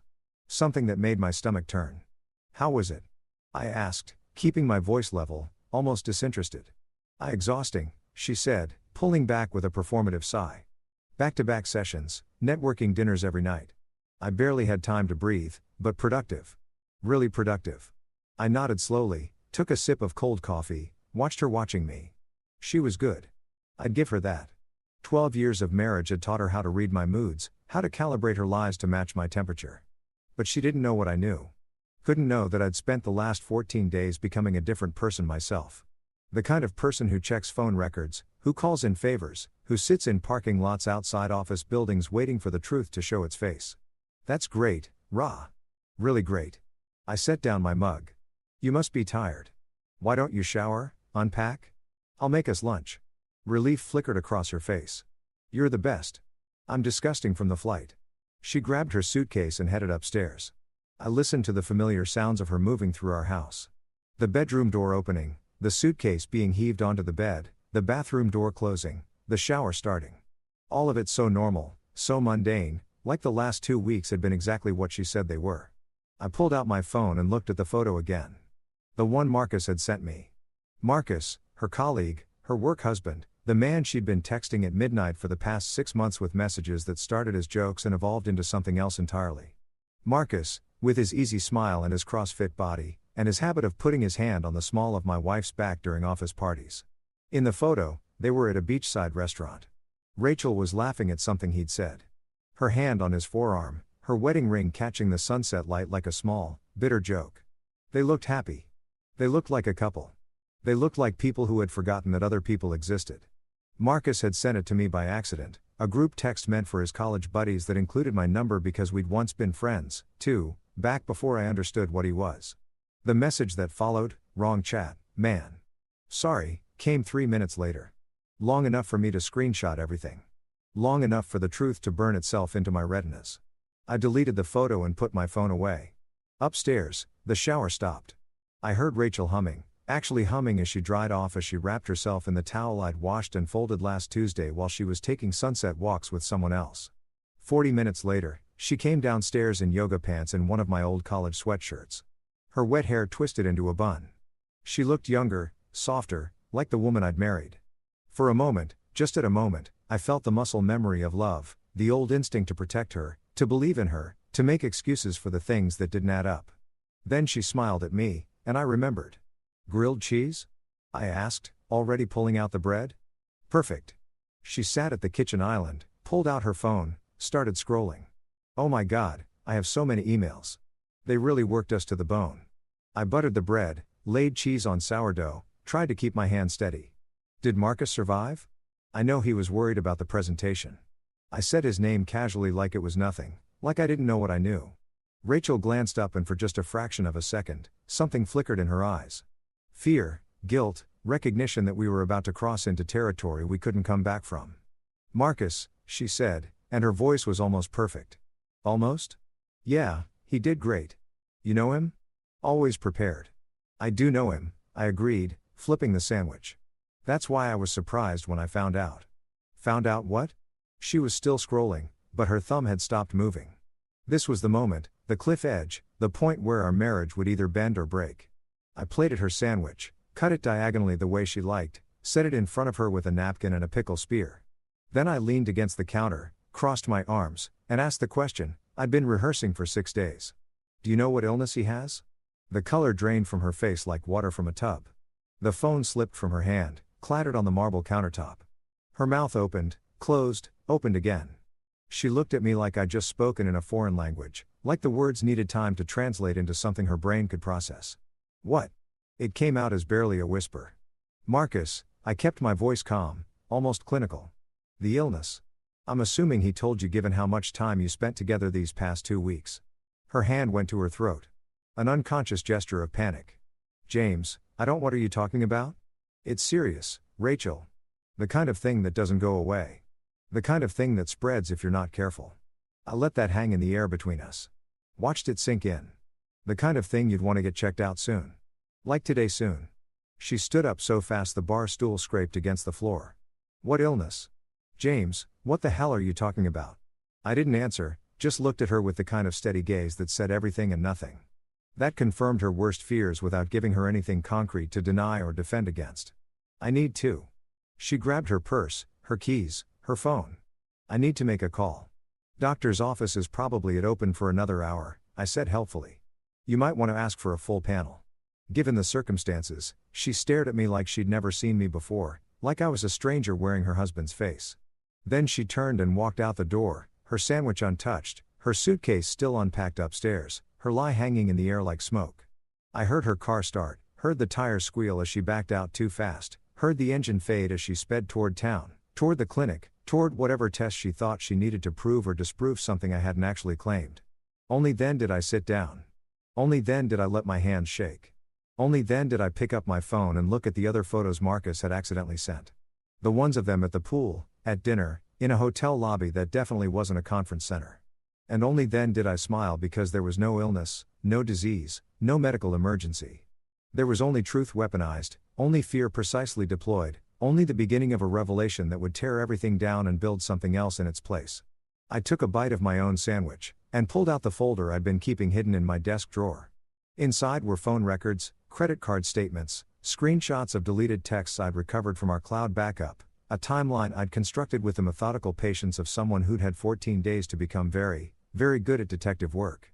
And underneath all of that, the real evidence, the thing that would matter when this was over, but not yet. Not today. Today was about the fear. About letting Rachel's imagination do the work I couldn't. About planting a seed of doubt that would grow into a forest of paranoia. Today was about asking one question that would make her run toward the truth. While I stayed here, calm and still, waiting for the moment when everything would finally come into the light, I heard my phone buzz, a text from Rachel. At clinic, what illness? What illness? I set the phone face down on the counter and finished my lunch. Outside, November rain began to fall, washing the driveway clean of the tracks her suitcase had made. Inside, I sat in the silence of our house, our home that we'd built together that held 12 years of memories and promises and lies. And I waited because this wasn't about revenge. Not really. This was about justice, about truth, about the moment when someone who thought they'd gotten away with something realizes that the ground beneath them has been slowly, carefully, methodically removed, and all that's left is the fall. My phone buzzed again, then it started ringing. I didn't answer. Let her wonder. Let her worry. Let her feel for just a few hours the kind of sick uncertainty I'd been living with since the moment that photo appeared on my screen. The rain fell harder, drumming against the windows like applause. And I sat in my kitchen in my house in my life that was about to become something entirely different. And I waited for Act 2 to begin. The rain had turned into a proper storm by the time Rachel's car pulled back into the driveway. 3 hours had passed. 3 hours during which my phone had collected 17 text messages, 9 missed calls, and 1 voicemail that I'd listened to twice, not for information, but for the tremor in her voice. The way guilt makes people sound smaller, younger, desperately alone. I was in the living room when she came in, reading a book I wasn't actually reading, turning pages at intervals that suggested casual afternoon leisure rather than calculated psychological warfare. The lamp beside me cast warm light across the room. Made everything look soft and safe and normal. A perfect stage for the performance we were about to give. She stood in the doorway soaked through despite the short walk from car to house. Her hair hung in wet ropes around her face. Her eyes were red. From crying or rain, I couldn't tell. Maybe both. She looked fragile in a way that would have broken me a week ago. They ran every test they had, she said, her voice hollow. Blood work, cultures, everything. They couldn't find anything wrong with me. I looked up from my book, marked my place with a finger. That's good news. Is it? She took a step into the room. James, what illness? What were you talking about? I set the book aside slowly, deliberately, let the silence stretch between us like a rubber band pulled to its breaking point. I think you should sit down, Rachel. I don't want to sit down. I want you to tell me what the hell is going on. Sit down. Something in my tone made her obey. She sank onto the couch across from me, pulling her wet cardigan tight around her body like armor. Water dripped from her clothes onto our hardwood floors, making small dark circles that spread and disappeared. There's no illness, I said quietly. The words hit her like a slap. What? Marcus doesn't have an illness. He's fine. Perfectly healthy as far as I know. Her face went through several expressions in rapid succession. Confusion is relief. Anger, then back to confusion, cycling through emotions like someone trying to find the right key for a lock. Then why? Because I needed you to run. I interrupted. I needed you to panic. I needed you to feel, even for just a few hours, the kind of fear that makes you question everything you thought you knew. She stood up. You're insane. You sent me to a clinic. Made me think I'd been exposed to some disease. Made me terrified that She stopped abruptly, realizing what she'd almost said. I leaned forward. That you'd what, Rachel? Caught something from Marcus. Because that's interesting phrasing. Why would you assume you'd caught something from Marcus specifically unless you were in a position to catch something from him? Unless you'd been close enough, intimate enough for that to be a concern. The color that had returned to her face drained away again. We didn't. I haven't. Don't. I held up a hand. Please don't insult both of us by lying right now. We're past that. We're so far past that. She sank back onto the couch and I watched her realize that this conversation wasn't going the way she'd expected. That she'd walked into something she couldn't charm or explain or rationalize her way out of. How long have you known? She whispered. Which part? That you and Marcus have been texting each other at midnight for 6 months? That you've been deleting messages from your phone but not from our cloud backup? That the work retreat was actually a couple's package at the Azure Bay Resort that he booked using his personal credit card? I paused. Or that you've been lying to my face every single day, asking me about my day, kissing me goodnight, making plans for our anniversary while you were planning something entirely different with someone else. Each question landed like a stone in still water, sending ripples across her face. She opened her mouth, closed it, opened it again. Finally, I can explain. I don't want you to explain. I stood up, walked to the window, watched rain run down the glass. Explanations are for misunderstandings. This wasn't a misunderstanding, Rachel. This was a choice. Dozens of choices, actually. Every text, every deleted message, every lie about working late or going to the gym or needing space. Every single one was a choice you made to betray me. It wasn't supposed to happen like this. Her voice was small, breaking. It evolved. We were friends. We worked together every day. And he understood things about me that I turned from the window that I didn't understand, that I failed to provide. Go ahead, Rachel. Tell me how this is somehow my fault. That's not what I meant. Then what did you mean? Because from where I'm standing, it looks like you got bored or restless or whatever it is people get when they decide that their marriage vows were more like marriage suggestions. And instead of talking to me, instead of fighting for us, I gestured vaguely toward her, toward the space where our marriage used to be. You just found someone easier. She was crying now, proper tears streaming down her face, mixing with the rainwater. I'm sorry, God. James, I'm so sorry. It was stupid and selfish and I never meant to hurt you. But you did hurt me. You are hurting me. Every second you sit there trying to make yourself feel better with apologies that don't mean anything, you're hurting me. I walked to the bookshelf where I had hidden the folder, pulled it out, set it on the key table between us with a sound like a judge's gavel. This is 6 months of evidence. Phone records, credit card statements, security footage from the office parking garage showing you leaving together at midnight on dates when you told me you were working late. Screenshots of texts where you called him baby and where he told you what he wanted to do to you when you were finally alone. Rachel stared at the folder like it was a bomb. You've been spying on me. I've been protecting myself. I corrected. There's a difference. You created this situation and I responded to it. Don't try to make me the villain in your story. She reached for the folder with a shaking hand, opened it, started flipping through pages. I watched her face as she saw it all laid out, the evidence of her betrayal organized chronologically, highlighted, annotated. I'd spent 14 days building this case with the thoroughness of a prosecutor preparing for trial. What are you going to do with this? She asked finally. That depends on what? On whether you're capable of telling me the truth. The whole truth. Not the edited version you have been rehearsing on the drive home. Not the sanitized story where you minimize what happened and maximize my supposed failures as a husband. The actual complete truth about you and Marcus.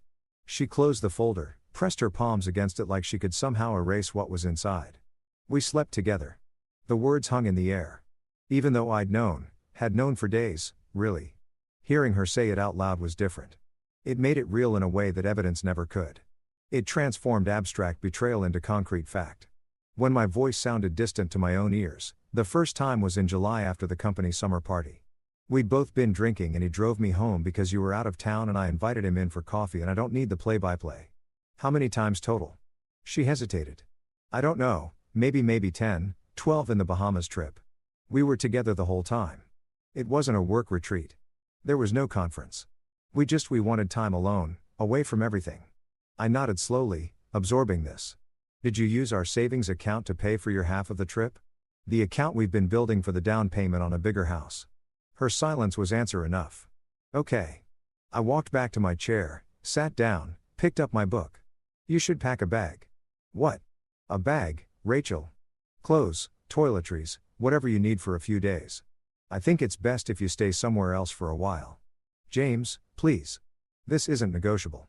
You violated our marriage. You lied to me for 6 months. You used our money to fund your affair. And now you need to leave. We'll figure out the rest later, but right now, tonight, I need you to not be here. She started sobbing, deep, gasping so that shook her whole body. I don't have anywhere to go. You have parents 20 minutes away. You have friends. You have Marcus. I opened my book to a random page. You'll figure it out. You're good at figuring things out behind my back. I love you, she said desperately. I still love you, James. This thing with Marcus, it doesn't change how I feel about you. I looked at her over the top of my book, and maybe she saw something in my face that scared her because she flinched. Rachel, you spent the last 14 days in paradise with another man. You swam in the ocean with him, slept in his arms, woke up next to him, planned a future with him, and during all of that, how many times did you call me? 3 5-minute conversations where you fed me lies about conference schedules and networking events. So, don't tell me you love me. Don't cheapen that word more than you already have. She sat there for another minute, maybe hoping I'd change my mind. Maybe trying to find some combination of words that would fix this, but there was no combination, no magic spell, no way back to the morning when she'd walked in glowing with sun and secrets. Finally, she stood up and walked upstairs. I listened to her moving through our bedroom, opening drawers, pulling clothes from hangers, the sounds of a life being dismantled, one article of clothing at a time.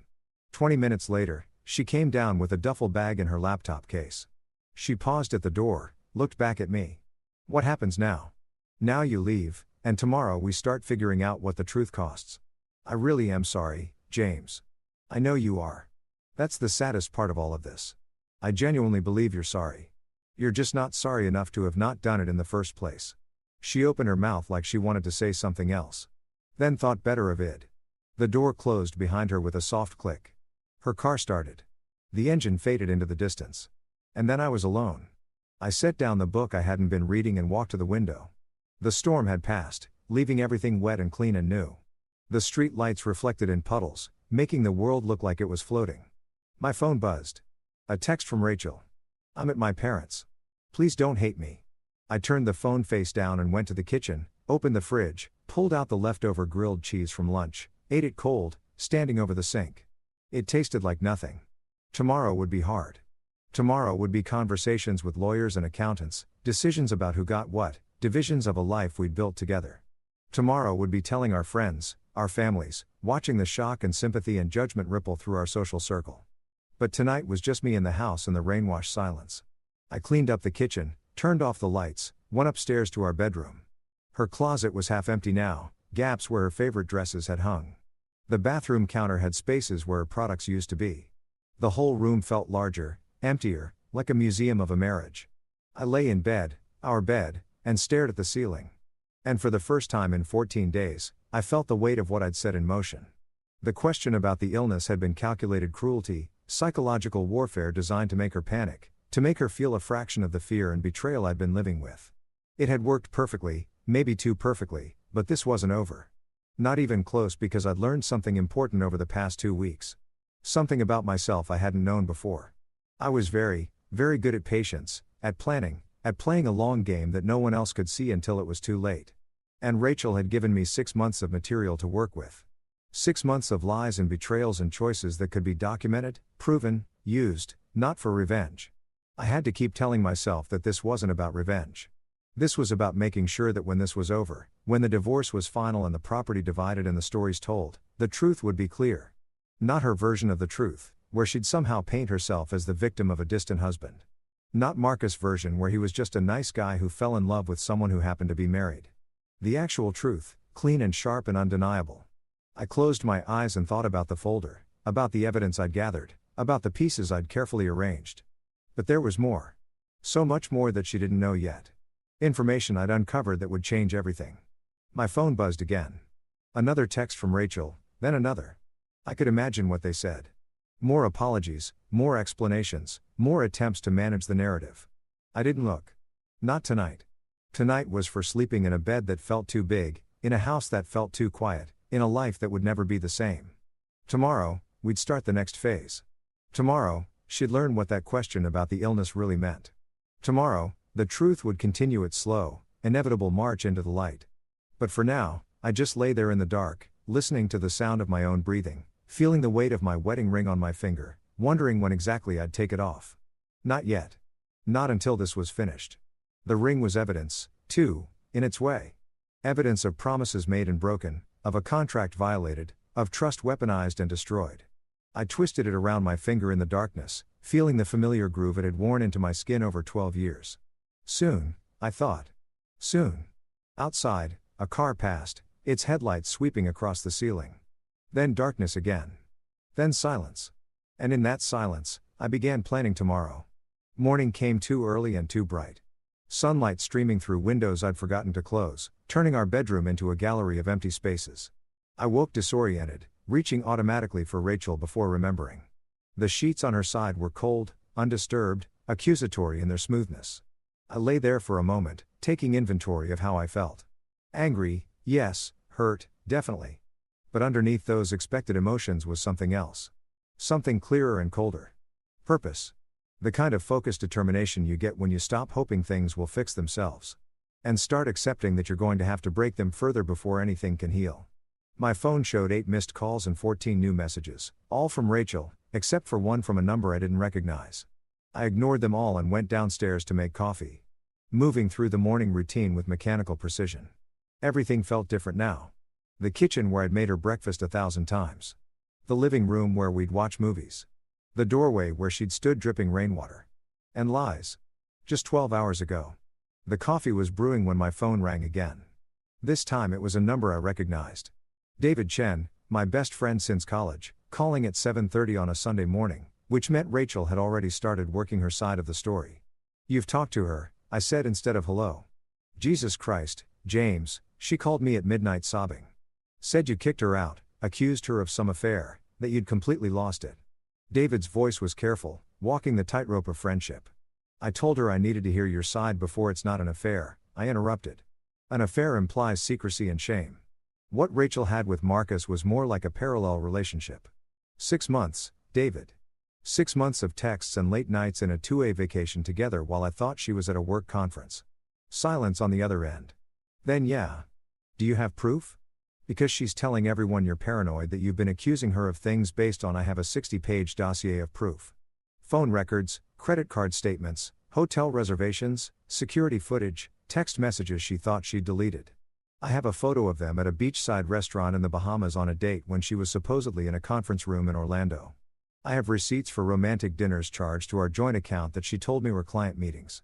I poured coffee, watched it steam. I have enough proof to convince a jury. David, I definitely have enough to convince our friends. Another pause. What do you need? And that's why David had been my best friend for 15 years. No judgment. No wasted sympathy, just straight to the practical question. I need you to not take sides publicly yet. Let her tell her story. Let Marcus tell his. Let them think they're controlling the narrative. Why? Because people always tell more trust when they think they're getting away with lies. And I need to know exactly what story they're selling before I show everyone the receipts. This is David. Stop. This is really calculated, man. Are you okay? No, I said honestly. I'm not okay. My wife spent the last 6 months building a life with someone else while I was here being faithful and trusting and stupid. But I will be okay eventually. And when I am, I want to be able to look back and know I handled this the right way. Not the angry way, not the revenge way, the right way. The right way, David repeated slowly. In what way is that? The way where everyone knows exactly what happened. Where she can't rewrite history or play the victim. Where our friends and family understand that I didn't give up on our marriage. She did. Where if our kids ask about this someday. You don't have kids. Not yet. But we were trying. I took a sip of coffee. Felt it burn. She was on fertility treatments. David, we've been trying for a year. All those doctor's appointments, all those hopes and disappointments, and the whole time she was sleeping with Marcus. I heard him breathe out slowly. That's really dark, James. Truth usually is. We talked for a few more minutes about logistics. He'd come by later. We'd go through everything. He'd help me think through next steps. When we hung up, I felt marginally more human. One friend who knew the truth. One person who wouldn't look at me with pity or suspicion. My phone buzzed. Rachel again. Can we please talk? I know you're angry, but we need to discuss this like adults. I almost laughed like adults. As if she hadn't spent half a year acting like a teenager sneaking around behind her parents' back, but she was right about one thing. We did need to talk. Not for her reasons. For mine. I texted back, come by at 2 p.m. bring Marcus. The 3 dots appeared immediately, disappeared, appeared again. Then why would I bring Marcus? Because this involves him. Because I want everyone at the table. Because I'm done in with separate conversations and managed truths. 2 p.m. both of you. The dots appeared and disappeared several more times before she finally replied, okay. I spent the morning preparing. Not emotionally. There was no preparing for that. But practically, I cleared the dining room table, set out 3 chairs, laid out 3 copies of the folder I'd assembled, made it look less like our home and more like a deposition room, clinical, official, the kind of space where comfortable lies die under harsh fluorescent truth. At 1:30, David arrived with sandwiches I wouldn't eat and emotional support I desperately needed. He looked through the folder while I stared out the window, and I heard him swearing softly as he turned pages. This is James. This is really thorough. I had 14 days with nothing to do but think and investigate. The text messages, he said, holding up a printed page. Did you see this one from July 23rd? I had. I had seen them all, including the one he was looking at, where Rachel told Marcus that I was safe but boring, and that being with him made her feel alive again.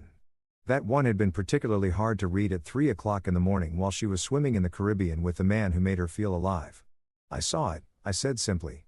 And you still want to do this face to face? You could just file for divorce. Let the lawyers handle everything.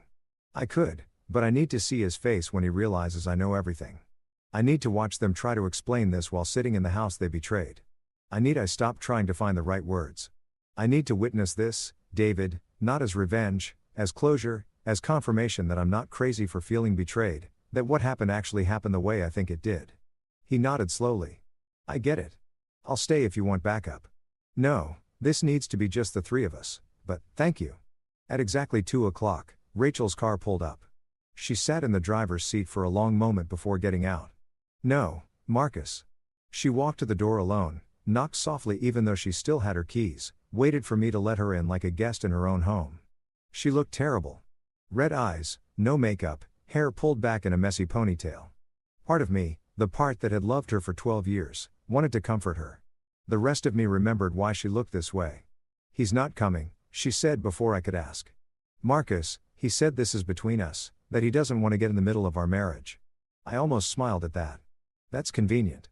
Getting in the middle of our marriage was fine when it involved Caribbean vacations and midnight texts, but now that there's consequences, he's suddenly principled on about boundaries. He's scared, Rachel said quietly.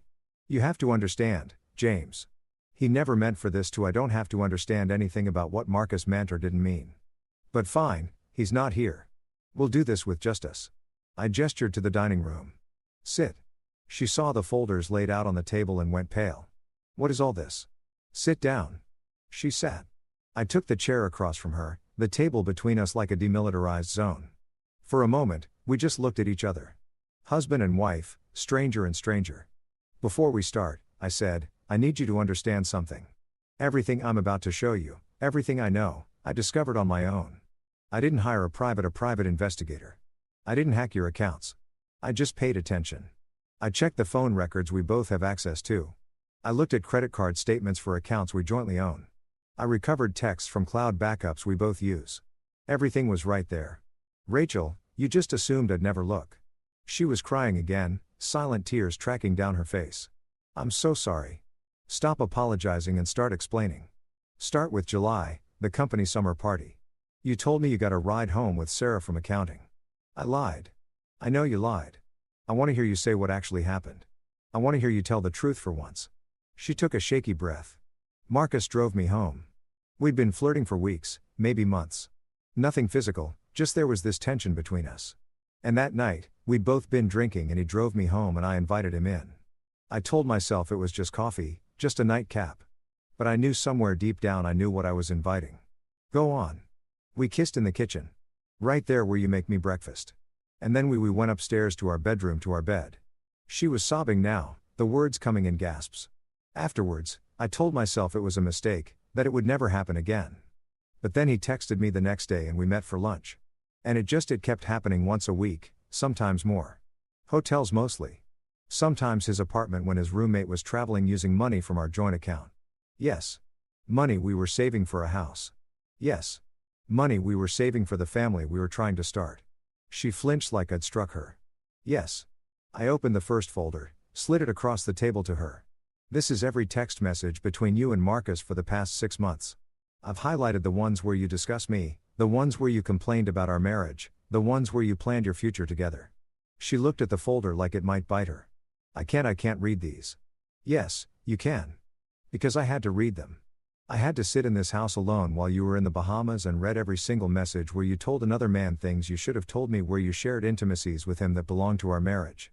Where you built a whole separate relationship while I was here trusting you. James, please read it. All of it. I want you to see what you did from the outside. I want you to understand that this wasn't a mistake or a moment of weakness. This was a sustained campaign of deception. This was you choosing over and over again to betray me. She opened the folder with shaking hands, started reading. I watched her face cycle through emotions, shame, regret, recognition, horror. Watched her see herself through my eyes. See her betrayal documented and highlighted and undeniable. There's more, I said when she was halfway through. I slid her the second folder. Credit card statements, hotel reservations, restaurant receipts, a financial record of your affair, paid for with our money. She looked at the numbers, the dates, the paper trail of her lies. I'll pay it back every cent. I'll get a second job. All this isn't about money. I pulled the third folder toward me. Didn't open it yet. This is about truth.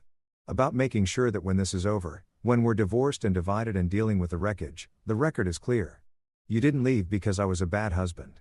You didn't cheat because I neglected you. You made choices, Rachel. Conscious, deliberate choices to long and betray and destroy what we built. I know, she whispered. I know what I did. Do you? Because from where I'm sitting, I don't think you really understand the magnitude of this. You violated our marriage vows. You exposed me to health risks without my consent. You stole from our savings. You lied to our friends and family. You made me doubt my own sanity when I started suspecting something was wrong. You gaslit me, Rachel, for 6 months. You made me feel crazy for noticing that something was off. She was sobbing now, her whole body shaking. What do you want from me? I've apologized. I've admitted everything. What more can I do? I opened the third folder. Inside was a single document, a printout of an email Marcus had sent to a mutual friend dated 3 weeks ago detailing his relationship with my wife and his plans for their future together.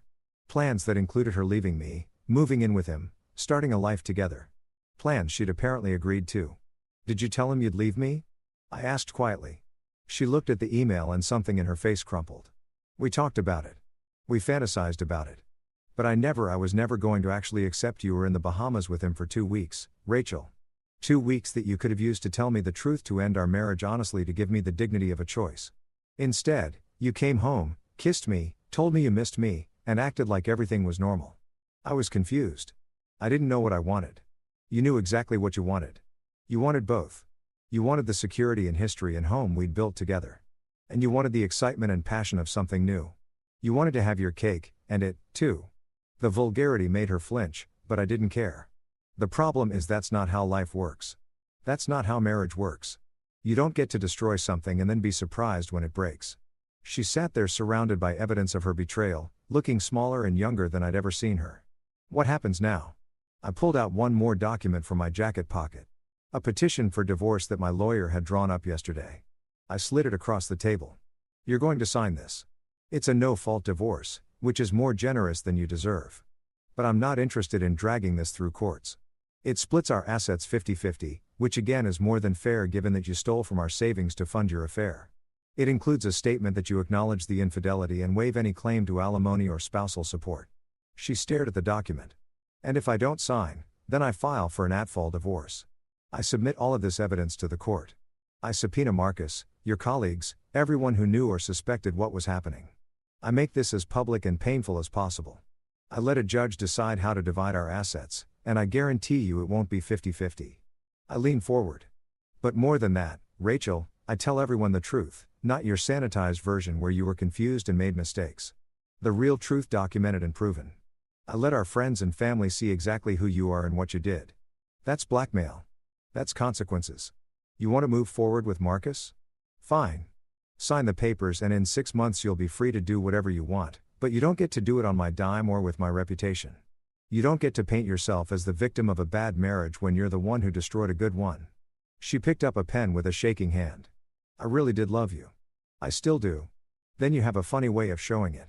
She signed 4 places, her signature getting messier each time, her tears smudging the ink.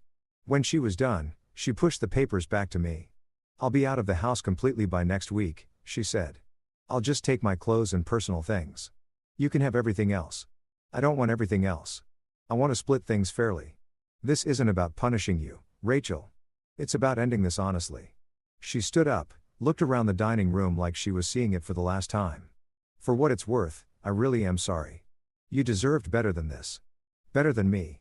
Yeah, I said. I did. She walked to the door, paused with her hand on the knob. The question yesterday about the illness. There really isn't one. No. Go then. Why? Because I needed you to feel what I felt when I found out. The fear, the uncertainty, the sick dread of knowing something terrible had happened and not knowing how bad it would be. I needed you to run to a doctor and beg for tests and sit in a waiting room imagining the worst. Because that's what I did, Rachel. When I found out about you and Marcus, I went to a clinic and got tested for every STD they offer because you'd been sleeping with me and him and I had no idea what I've been exposed to. I met her eyes. I wanted you to feel that just for a few hours, just to understand. She paled. Did you? Were you? I'm clean, negative for everything, but I had to live with that fear for a week while I waited for results. And you should know what that feels like. You should carry that weight, even if just for a moment. She nodded slowly, opened the door, walked out. This time, I knew it was for the last time as my wife. Next time she'd come back, it would be to pack boxes, to sort through the debris of our life together, to figure out who got the coffee maker and who got the photos from our honeymoon. But that would be later. That would be the mechanical, practical end of things. This had been the emotional end, the moment where our marriage officially died, documented and divided and done. I sat alone at the dining room table, surrounded by folders of evidence, holding divorce papers with her signature still wet, and I felt nothing. Not relief, not satisfaction, not even grief, just emptiness, just the hollow echo of what used to be. My phone buzzed. A text from David. How did it go? I looked around the room at the chair where Rachel had sat, at the folder she'd read, at the dissolution of 12 years reduced to signatures on legal documents. It's done. I typed back phase 1 complete. Because this wasn't over. Not really. The divorce papers were signed, yes, but there was still so much more she didn't know. Still so much more that would come to light in the days and weeks ahead. Still the truth I hadn't told her yet. The biggest truth of all. But not today. Today had been about confrontation and confession. Tomorrow would be about revelation. I gathered up the folders, locked the signed divorce petition in my desk, and went upstairs to bed. The house felt different now. Not mine, not ours, just a space where two people used to live before one of them burned it all down. I lay in bed and stared at the ceiling and waited for sleep that wouldn't come. And in the silence, I thought about tomorrow and what came next and the final piece of the puzzle that Rachel didn't even know existed yet. Soon, I thought soon she'll understand the real cost of what she's done. But not yet, not tonight. Tonight was for endings. Tomorrow would be for the truth. 3 days after Rachel signed into the divorce papers, Marcus finally called me. I was in my home office, our former shared space, now just mine, sorting through tax documents and trying to figure out how to divide a life when his name appeared on my phone screen. I let it ring 4 times before answering. Each ring a small assertion of control. James, his voice was cautious. Overly friendly in that way people get when they know they've done something unforgivable and are trying to pretend they haven't. Hey man, I've been meaning to reach out. Have you? I kept my voice flat, made it a statement instead of a question. Yeah, listen. I just wanted to Rachel told me you guys are getting divorced, and I wanted to say I'm sorry. You know, that really sucks. Marriage is hard. I almost admired the audacity of it, calling me to offer sympathy for the marriage he'd helped destroy, speaking about it like it was some natural disaster rather than a deliberate demolition. Is that why you called Marcus to tell me marriage is hard? A pause. I called because I think we should talk in person. Clear the air. You know, we used to be friends. We were never friends. We were friendly. There's a difference. Friends don't sleep with each other's wives. Another pause, longer this time. Look, I know you're angry. I'm not angry. And as I said it, I realized it was true. The rage that had consumed me for weeks had burned itself out, leaving something colder and clearer in its place. Anger implies I'm still surprised by what happened. I'm past that now. Then why won't you meet with me? Let me explain. Explain what? The mechanics of how you seduced my wife. The rationale for why 6 months of lying was justified. The philosophy behind booking a romantic vacation with someone else's spouse. I spun my chair to face the window, watched a cardinal land on the fence outside. I already know the story, Marcus. Rachel told me everything. She told you her version. I think you should hear mine. Why would your version be any different? Because there are things she doesn't know. Things about why I am. He stopped abruptly. Just meet me. 1 coffee. That's all I'm asking. Something in his tone caught my attention. A thread of desperation, of calculation. He wanted something specific from this meeting. Needed to control some aspect of the narrative that Rachel hadn't given him access to. Fine, I said. Tomorrow, Java House on Main Street, 9 a.m., thank you. Really, James, I appreciate. I hung up before he could finish. Appreciation from the man who'd betrayed me wasn't currency I was interested in accepting. That night, I lay in bed, the same bed where this had all started, where Rachel had brought her lies and her guilt and her betrayal, and thought about what Marcus might want. What information he was scared I had or desperate to share or hoping to learn. The call hadn't been about clearing the air or offering apologies. It had been reconnaissance, a way to gauge what I knew, what Rachel had told me, where the fault lines in their story might be, which meant there were fault lines, which meant the story I'd heard from Rachel wasn't complete. I fell asleep thinking about what those gaps might contain. The next morning, I arrived at Java House 15 minutes early, ordered black coffee I didn't drink, and took a table by the window where I could watch Marcus arrive.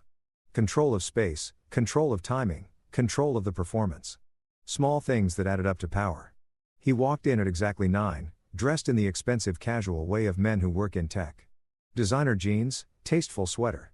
Watch that cost more than most people's monthly rent. He looked tired. Good. He should be tired. He'd spent the last 6 months juggling 2 lives, and now one of them had collapsed. James. He extended his hand as he approached. I looked at it, left it hanging there in the air between us, watched him slowly retract it. Sit down, Marcus. He sat, ordered coffee from a passing server, arranged his face into an expression of somber concern. I'm glad you agreed to meet. Let's skip the pretense. You didn't call to apologize or explain. You called because you're worried about something. So, tell me what it is and we can both get on with our mornings. He blinked, the mask slipping for just a moment. I'm not worried. I just thought we should clear the air. You already said that on the phone. It wasn't convincing then either. I leaned back, crossed my arms. Rachel signed divorce papers 3 days ago. She's moving in with you next week. You won, Marcus. You got what you wanted.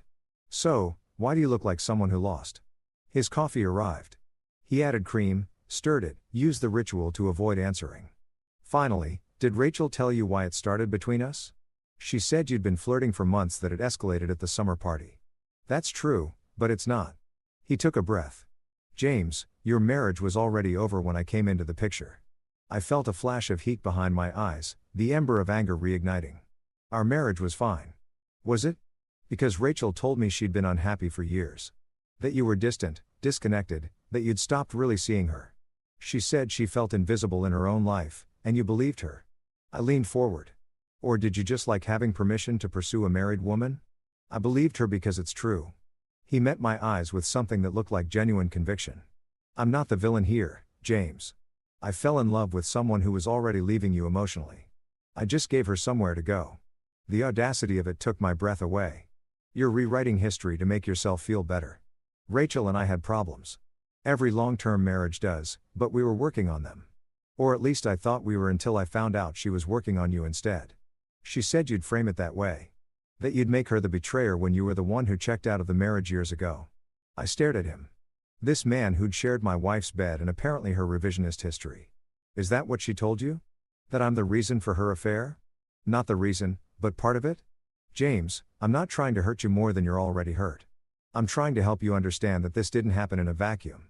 Rachel didn't wake up one day and decide to destroy her marriage for fun. She was lonely. She was drowning. And you what? Saved her. I laughed. A bitter sound that made the couple at the next table glance over. You're a hero in your own story, Marcus. The knight who rescued the sad, neglected wife from her terrible husband. It's a nice narrative.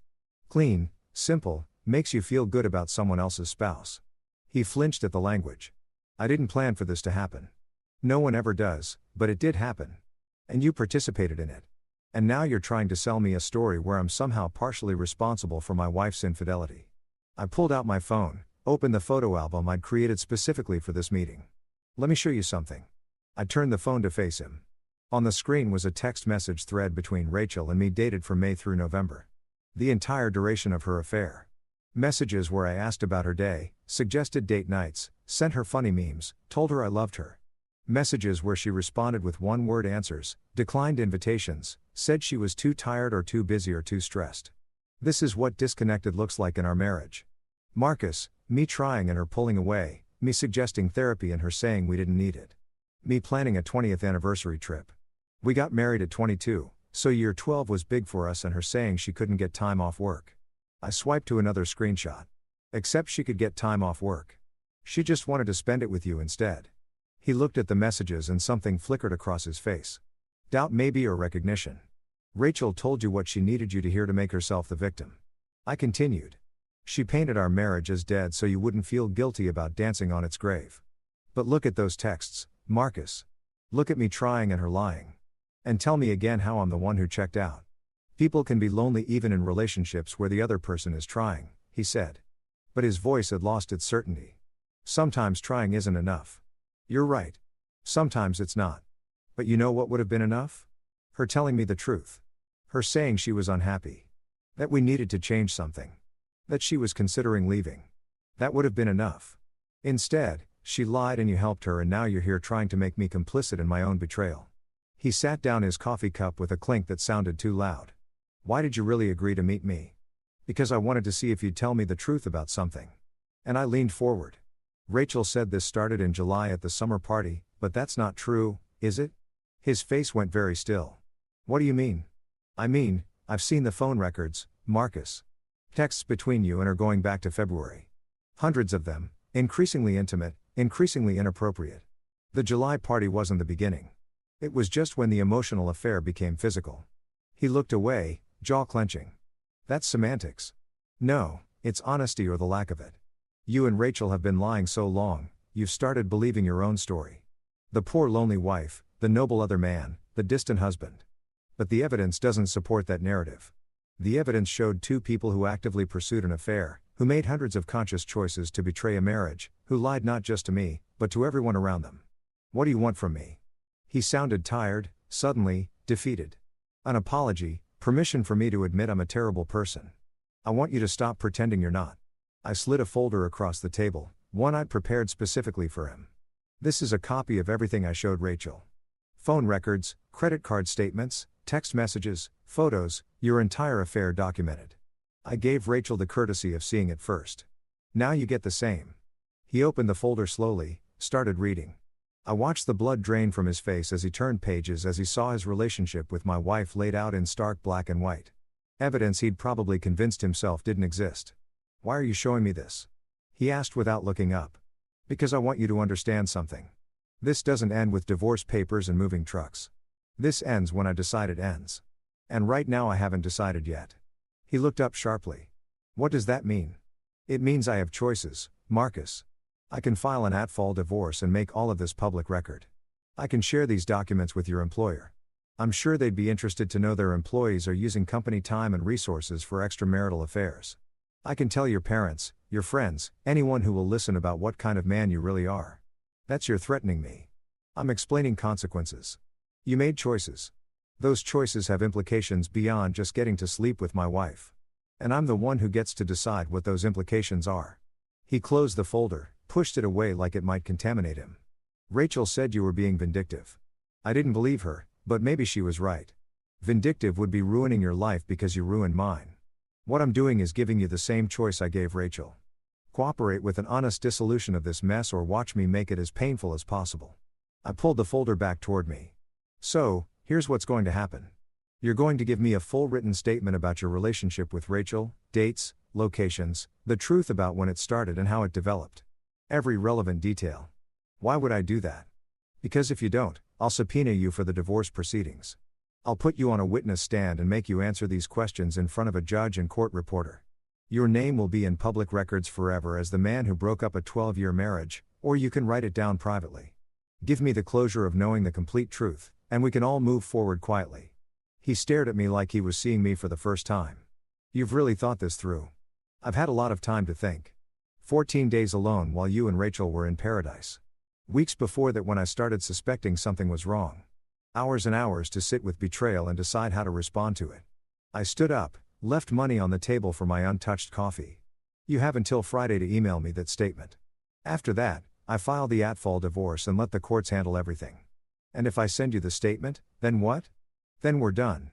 You get Rachel, I get the truth, and we never have to speak again. I walked toward the door, then stopped and turned back. One more thing, Marcus. That story about Rachel being lonely and invisible, you might want to ask yourself why she told you that. Because in my experience, people who cheat don't usually start with, my marriage is perfect. They start with stories that justify what they're already planning to do. She told you what you needed to hear to make yourself feel better about pursuing her, and you believed it because you wanted to. I left him sitting there with the folder and the truth and the slowly dawning realization that maybe, just maybe, he'd been played as much as I had. The email arrived Thursday night, 30 hours before my deadline. Subject line, Statement Marcus Chen. No text in the body, just an attached document. I poured myself a whiskey. The expensive bottle Rachel and I had been saving for a special occasion because what occasion was more special than the end of a marriage, and open the attachment. It was 18 pages, single-spaced, exhaustively detailed. Marcus had done exactly what I'd asked, documented everything with the thoroughness of someone who understood that half-truths would only make things worse. He'd started with their first private lunch in February, detailed the progression of texts and meetings, admitted to the emotional affair that had preceded the physical one. He'd included things Rachel hadn't told me. Weekends when she'd said she was visiting her sister, but was actually with him.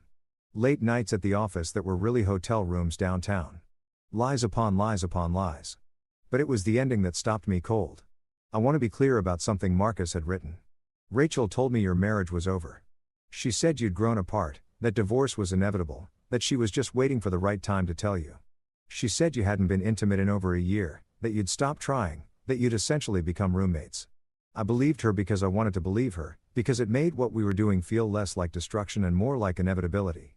But after meeting with you, after seeing those text messages where you were clearly still trying, still invested in your marriage, I have to acknowledge that I may have been lied to. Not about everything.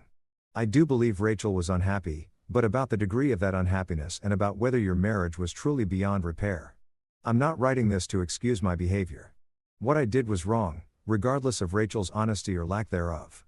But I think you deserve to know that the woman you were married to may have been telling both of us different versions of the truth. She told you she was at conferences and work events. She told me you didn't care where she was. And both stories made sense in isolation. But together they reveal someone who was managing two narratives simultaneously. I don't know what that means for her, for us, for any of this, but I wanted you to have all the information. Not because I think it changes anything. Your marriage is still over and that's largely my fault. But because you asked for the complete truth, and this is part of it.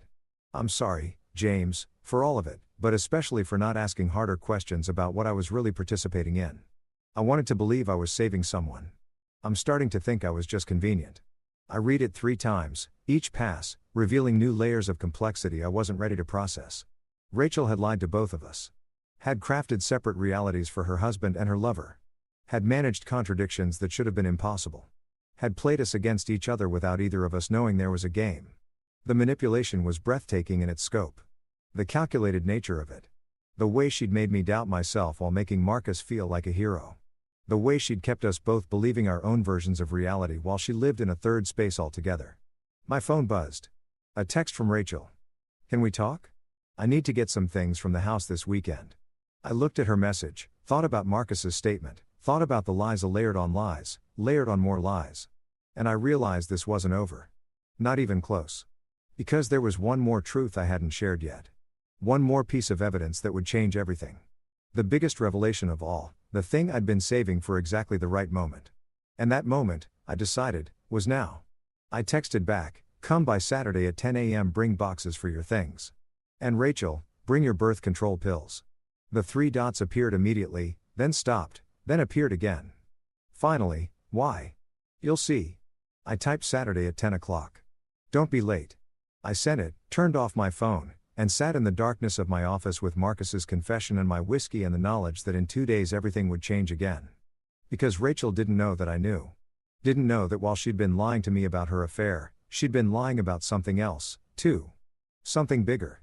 Something that would reframe everything that had happened and everything that was about to happen.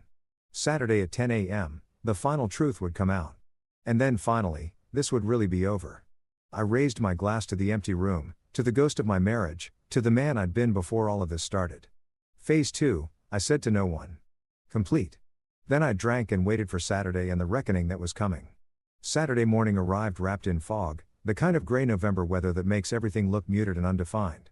I woke at 6 o'clock, made coffee I couldn't taste, and spent 4 hours preparing the house for what was coming.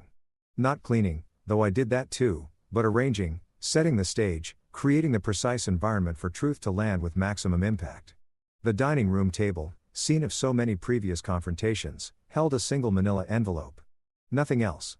No folders this time, no stacks of evidence, just one envelope sealed, waiting. At 9:50, Rachel's car pulled into the driveway. She sat there for a moment, engine running, probably gathering courage or rehearsing explanations or doing whatever it is people do when they know they're walking into something but don't know what. Finally, the engine cut off, the car door opened. She walked toward the house carrying a single empty bus like she was hoping this would be quick. I opened the door before she could knock. James, she looked better than she had at our last meeting. Hairstyled, makeup applied, wearing clothes that fit properly instead of the grief-stricken casualness of before. She looked like someone who'd started to move on. Thank you for letting me come by. You still have keys. You don't need permission to enter your own house. I stepped aside to let her pass. Though. I suppose it's not really yours anymore, is it? She flinched but said nothing. Just walked past me into the living room and set down her box. I'll try to be quick. I know this is hard for both of us. Is it hard for both of us? I gestured toward the dining room. Come sit down first before you start packing. James, I really just want to get my things and sit down, Rachel. The steel in my voice made her obey. We walked to the dining room together. This house we'd shared becoming a museum of our ending. She saw the envelope on the table, looked at it with obvious weariness. What's that? That's why I asked you to bring your birth control pills. Did you bring them? She pulled a small pharmacy bag from her purse, set it on the table next to the envelope. I don't understand what this is about. I sat down across from her, the table between us for what I knew would be the last time. How long have you been taking those pills, Rachel? What? I don't. Why does that matter? Humor me. How long? She frowned, calculating. 5 years, maybe 6. Since we decided to start trying for kids, and my doctor recommended I regulate my cycle first. And you've been taking them consistently. Of course, every day, same time. You know that you're the one who's been asking me about getting pregnant for the past year? Her voice took on a defensive edge. Why are we talking about this? I reached across the table and took the pharmacy bag, pulled out the pill packet, examined it slowly, deliberately. These are from Dr. Morrison's office, right? Your gynecologist? Yes, James. What? And she prescribed these to help regulate your cycle so we could conceive. Yes. Rachel was getting agitated now, her fingers drumming against the table. We've been over this 100 times. My hormones were irregular. The pills were supposed to help, but we were having trouble anyway, which is why we were considering fertility treatments. What does this have to do with anything? I set the pills down and slid the envelope across to her. Open it. She stared at the envelope like it might explode. What's in here? The truth. The last piece you don't know that I know. Open it. With shaking hands, she unsealed the envelope and pulled out the contents. Medical records, pharmacy receipts, email exchanges.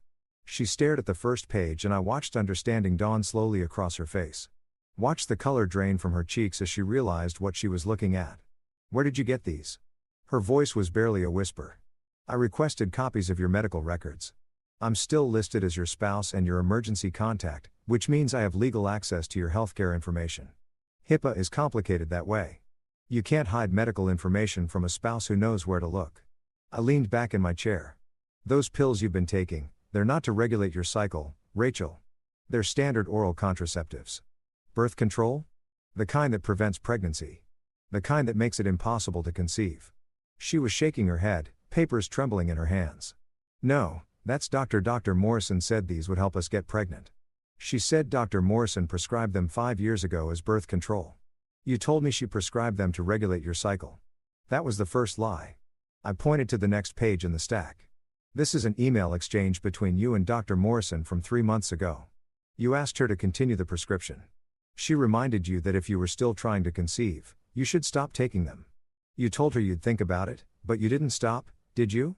Rachel was openly crying now, tears streaming down her face, but I felt nothing.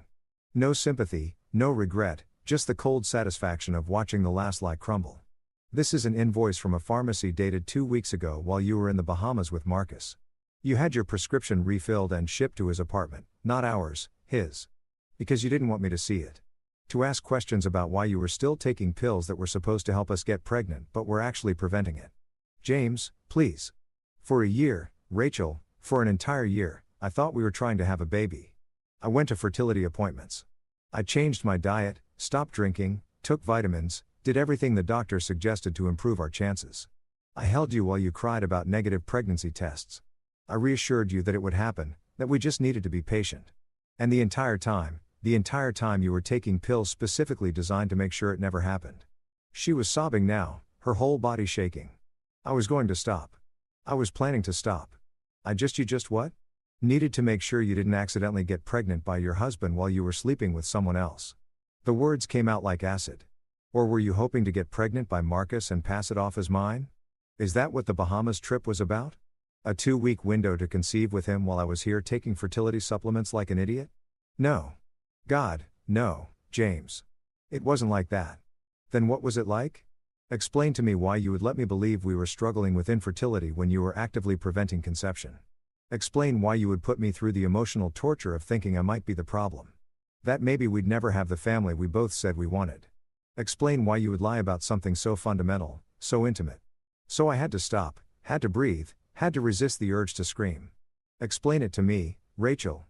She was gulping air between sobs, trying to form words. I wasn't ready.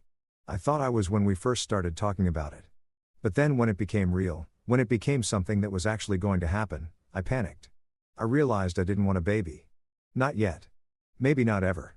But I knew you wanted one, and I didn't know how to tell you that I'd changed my mind. So instead of talking to me, instead of having an honest conversation about our future, you just lied. You let me think we had fertility problems. You went to doctor's appointments and nodded along while they discussed treatments. All while taking pills that made those treatments impossible. I know how it sounds. It sounds like you're a liar, Rachel. Not just about the affair. Not just about Marcus, but about everything. Our entire marriage, our plans, our future, All of it was built on lies you told because you were too much of a coward to be honest about what you actually wanted. She wiped her face with shaking hands, leaving mascara streaks across her cheeks. What do you want me to say? I'm sorry I've said that. I've apologized for everything. I want you to tell me the truth for once. The actual complete truth. I leaned forward. Did you ever want children with me? The silence stretched between us like a chasm. I don't know, she finally whispered. I thought I did. When we got married, when we were young and everything felt possible. Yes, I wanted kids. I wanted the whole thing to house, family, white picket fence. But somewhere along the way, I changed. I realized I liked our life the way it was. Liked having freedom and flexibility and not being tied down. And I didn't know how to tell you that without me leaving you. She nodded miserably. So you lied. You strung me along for years. Let me believe we were building towards something that you had no intention of actually doing. And when that lie got too complicated, when I started pushing for fertility treatments, you started an affair. Because it's easier to blow everything up than to have a difficult conversation. It wasn't calculated like that. It wasn't a plan. Of course, it was a plan. Maybe not consciously. Maybe not sitting down with a checklist. But your actions reveal intent, Rachel. You kept taking birth control while claiming to want a baby. That's deception. You pursued Marcus while acting like a devoted wife. That's betrayal. You booked a vacation with your lover using money we saved for our child's future. That's theft. Every single choice you made was designed to serve your desires while hiding them from me. I pulled another document from the envelope, one I'd been saving for this exact moment. This is a text message exchange between you and your sister from last April. You told her you weren't sure you wanted kids anymore. She asked if you'd talk to me about it. You said no, that you'd deal with it later. And when she suggested you should be honest with me, you said, I read directly from the screenshot, you said James would freak out. He's wanted kids since before we got married. It's easier to just keep pretending and figure it out eventually. Rachel stared at the message like she was seeing a ghost. You hacked my phone. I recovered deleted messages from our shared cloud backup, which you would know if you'd bothered to read the privacy settings. But that's not the point. The point is that you knew. You knew for at least 6 months, probably longer, that you didn't want what I wanted. And instead of being honest, instead of giving me the chance to decide if I wanted to stay in a marriage that would never include children, you just kept lying. Because I love you, she was shouting now, desperate. Because I didn't want to lose you. And I knew if I told you the truth, you'd leave. So I kept hoping I'd change my mind. That maybe I would wake up one day and want a baby as much as you did. But you didn't change your mind. You started sleeping with someone else instead. That's not those things aren't connected. Of course, they're connected. You were trapped in a marriage where you'd lied about something fundamental, something you couldn't keep hiding forever. So, you found an exit strategy. You started an affair knowing it would eventually be discovered. Knowing it would end things in a way that made me the injured party instead of you, the person who didn't want kids. You get to be the cheater who made a mistake instead of the wife who deliberately deceived her husband about their entire future. She shook her head violently. No, I didn't plan it like that. I didn't start things with Marcus to end our marriage. It just happened and it felt good and you what? You didn't think about the consequences. You didn't consider that actions have meanings. I stood up, too agitated to sit anymore. Here's what I think happened, Rachel. I think you realized years ago that you'd sold me a version of our future that you didn't actually want. I think you knew you couldn't maintain that life forever. And I think when Marcus showed interest, when he offered you attention and excitement and a way out, you took it. Not because you love him, though maybe you do. I don't know, but because he represented escape from a truth you didn't want to tell. You're wrong. But her voice had no conviction. What am I? Then explain the timeline. Explain why your affair started within weeks of us beginning fertility treatments. Explain why you refilled your birth control prescription the same week we met with a reproductive endocrinologist. Explain why every step I took toward the family we supposedly both wanted, you took a corresponding step towards someone else. She had no answer. Just sat there surrounded by evidence of her betrayals, plural, looking smaller and more lost than I'd ever seen her. I didn't marry Marcus to have kids, she said finally. I married you, for us. Why? Why wasn't that enough? Because people change, Rachel. People want different things as they grow older. And when that happens, when you realize your goals don't align anymore, you talk about it. You don't lie about it. I sat back down suddenly exhausted. If you told me 5 years ago that you didn't want children, I would have been disappointed. I'll be honest about that. But we could have talked it through, maybe found a compromise, or maybe decided we wanted different futures and parted as friends. Instead, you lied for 5 years, wasted a year of my life on fake fertility struggles, and had an affair that destroyed any possibility of us ending things amicably. What do you want from me?" She was pleading now. "You want me to say I'm a terrible person? Fine, I'm terrible. I'm a liar and a cheater and I ruined everything good we had. Is that what you need to hear? I need you to understand that this isn't just about the affair. It's about the fundamental dishonesty that made the affair possible. You've been lying to me about who you are and what you want for most of our marriage. Marcus is just the most visible symptom of a much deeper disease." I pulled one more document from the envelope, the last one. This is an amendment to our divorce agreement. In addition to the 50-50 asset split, I'm requesting reimbursement for all fertility-related expenses from the past year. Doctor's visits, medications, treatments, everything we spent trying to conceive a child that you were actively preventing. It comes to about $12,000. She stared at the paper. "You're billing me for trying to have a baby. I'm billing you for lying about trying to have a baby. There's a difference." She laughed a broken sound. "This is insane. This is vindictive and petty and it's fair." I interrupted. "You used our joint funds to pursue an affair. I'm asking you to reimburse me for funds I spent based on your lies. If you think that's unreasonable, we can let a judge decide. I'm sure they'll be very interested in hearing about how you defrauded your husband regarding fertility treatments while conducting an extramarital affair." She looked at me with something like hatred. "You've really thought of everything, haven't you? Every anger, every punishment, every way to make me suffer. I've thought about the truth and the cost of hiding it." I stood up again, walked to the window, looked out at the fog, shrouded street. "You can pack your things now, take whatever you want. Furniture, photos, kitchen stuff. I don't care. I'll have my lawyer send over the amended agreement. You have a week to review it before I file. And if I don't sign, then we go to court. I present all of this to a judge. The affair, the landless, the birth control, deception, all of it. And I let them decide how to divide our assets. But I promise you, Rachel, it won't be 50-50. Not when fraud is involved." She gathered up the papers with shaking hands, stuffed them back into the envelope. "I came here to pick up my things, not to be ambushed with. You ambushed me with 6 months of betrayal. I ambushed you with 1 morning of truth. I think I'm being generous with the ratio." She stood, grabbed her purse, started toward the stairs, then stopped and turned back. "For what it's worth, I really did think I'd change my mind about wanting kids. I really did think that maybe if we kept trying, I'd wake up one day and feel ready. I didn't set out to deceive you, but you did deceive me. And when you realized the deception was getting harder to maintain, you found someone else instead of finding honesty. That's the part you don't seem to understand, Rachel. The affair isn't the worst thing you did. The worst thing you did was trap me in a marriage built on lies and then blame me for not seeing through them." She opened her mouth, closed it, then turned and walked upstairs. I heard her moving through our bedroom, opening closets, dragging boxes across the floor. The sounds of a life being dismantled, one possession at a time. I sat back down at the dining room table and looked at the birth control pills she'd left behind. 28 small pills in a wheel. Each one a day of deception. Each one a choice to prioritize her comfort over our truth. An hour later, she came back downstairs with 3 boxes stacked precariously in her arms. "I'll need to come back for the rest. There's too much for one trip." "That's fine. Just let me know when. I'll make sure I'm not here." She paused at the door, boxes balanced against her hip. "Do you hate me?" I considered the question. Thought about the woman I'd married 12 years ago, the promises we'd made, the life we'd built. Thought about the stranger she'd become, or maybe always was, hidden behind a performance of domesticity. "No," I said finally. "I don't hate you, Rachel. I hate what you did. I hate the lies and the betrayal and the cowardice. But you're just someone I used to know. Someone I thought I'd spend my life with.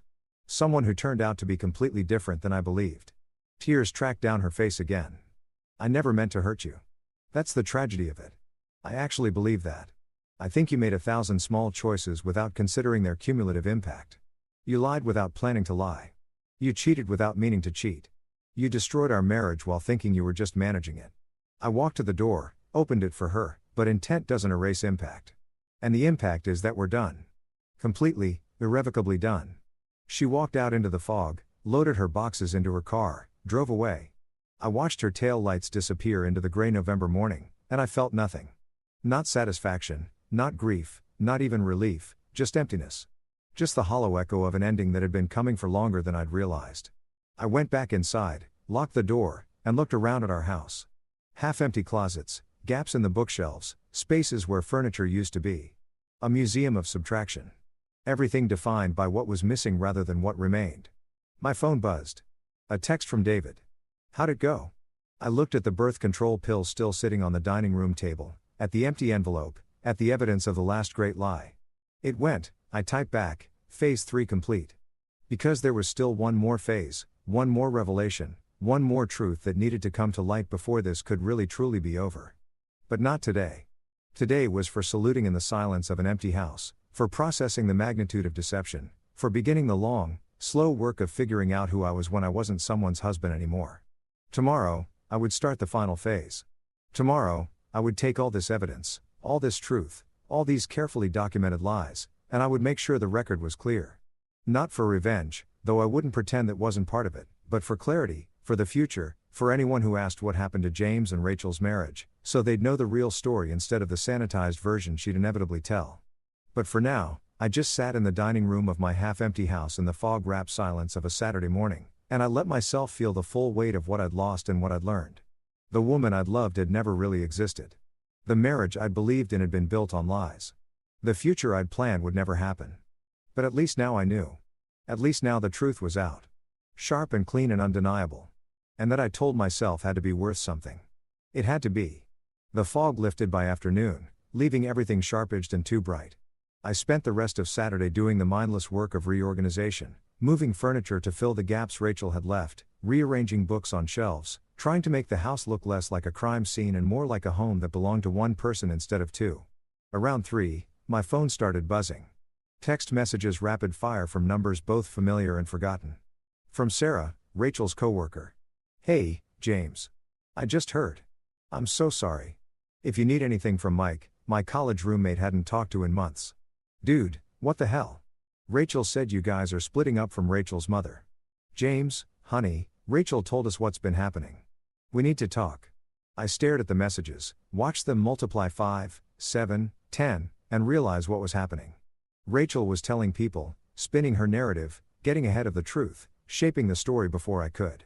I opened Rachel's mother's text thread and typed, happy to talk. When works for you? The response came immediately. Can you come for dinner tomorrow, 5 p.m.? I'll be there. I spent the rest of the evening watching my phone light up with concerned messages, sympathetic emojis, offers of support that felt hollow because nobody actually knew what they were supporting me through. They knew Rachel's version, whatever sanitized story she'd crafted about our marriage falling apart, about mutual incompatibility, about nobody being at fault. Nobody knew about Marcus, about the Bahamas, about 6 months of calculated deception, about birth control pills disguised as fertility treatments. Nobody knew the truth except me, Marcus, Rachel, and David. And tomorrow, I would start changing that. Sunday evening, I arrived at Rachel's parents' house at exactly 5 o'clock. The Tudor-style home in the suburbs where Rachel had grown up, where we'd had countless family dinners, where I'd asked her father for permission to marry her 12 years ago. I'd always felt welcome here, had thought of Richard and Patricia as second parents, had imagined our future children running through the same backyard. Now it just felt like enemy territory. Patricia answered the door with a tight smile and arms that wanted to hug but held back. James, thank you for coming. Of course. I stepped inside, smelled pot roast and disappointment. Thanks for having me. Richard appeared from the living room, looking older than I remembered. His face creased with the particular exhaustion of parents watching their child's marriage collapse. James, come in. Sit down. Can I get you a drink? Water's fine. We settled in the living room, me on the couch, them in matching armchairs, the coffee table between us like a negotiation table. The silence stretched uncomfortably until Patricia finally spoke. Rachel told us you're filing for divorce. That's correct. She said. Patricia glanced at her husband, drew strength from him. She said you've been having problems for a while, that you'd grown apart, that you both decided it was best to end things before they got worse. I nodded slowly. Is that what she said? Yes. And we want you to know, James, that we don't blame you. These things happen. Sometimes people change. Sometimes marriages don't work out. And Patricia, I set down the water glass I hadn't drunk from. I appreciate what you're trying to do, but that's not what happened. She blinked. I'm sorry. Rachel and I didn't mutually decide to end our marriage. Rachel had a 6-month affair with a coworker named Marcus Chen.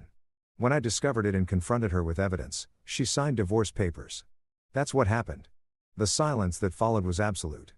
Patricia's face went white. Richard's jaw clenched so hard I could hear his teeth grind. That's not Patricia started. Rachel said there was no one else.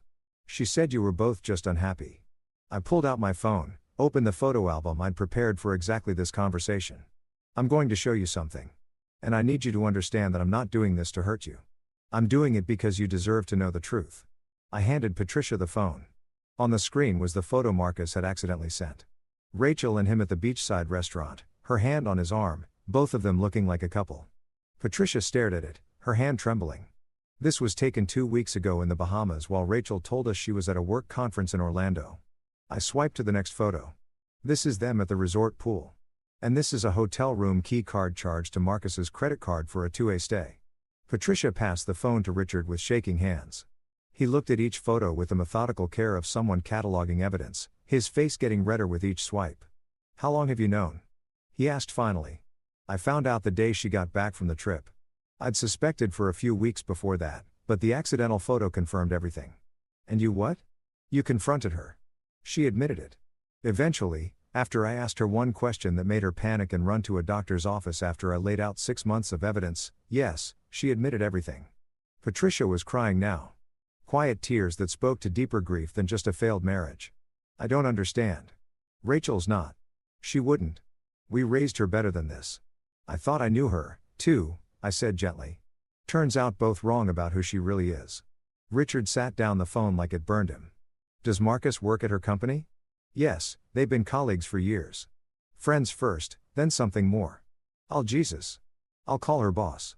This is workplace misconduct. They can't just Richard, that's your choice, but I need you to know something else first. I took a breath. The affair isn't the only thing Rachel lied about. I told them about the birth control, about the year of fake fertility struggles, the treatments I'd undergone, the emotional torture of thinking we might never have children while she was actively preventing conception. I watched Patricia's face crumple as she understood the depth of her daughter's deception.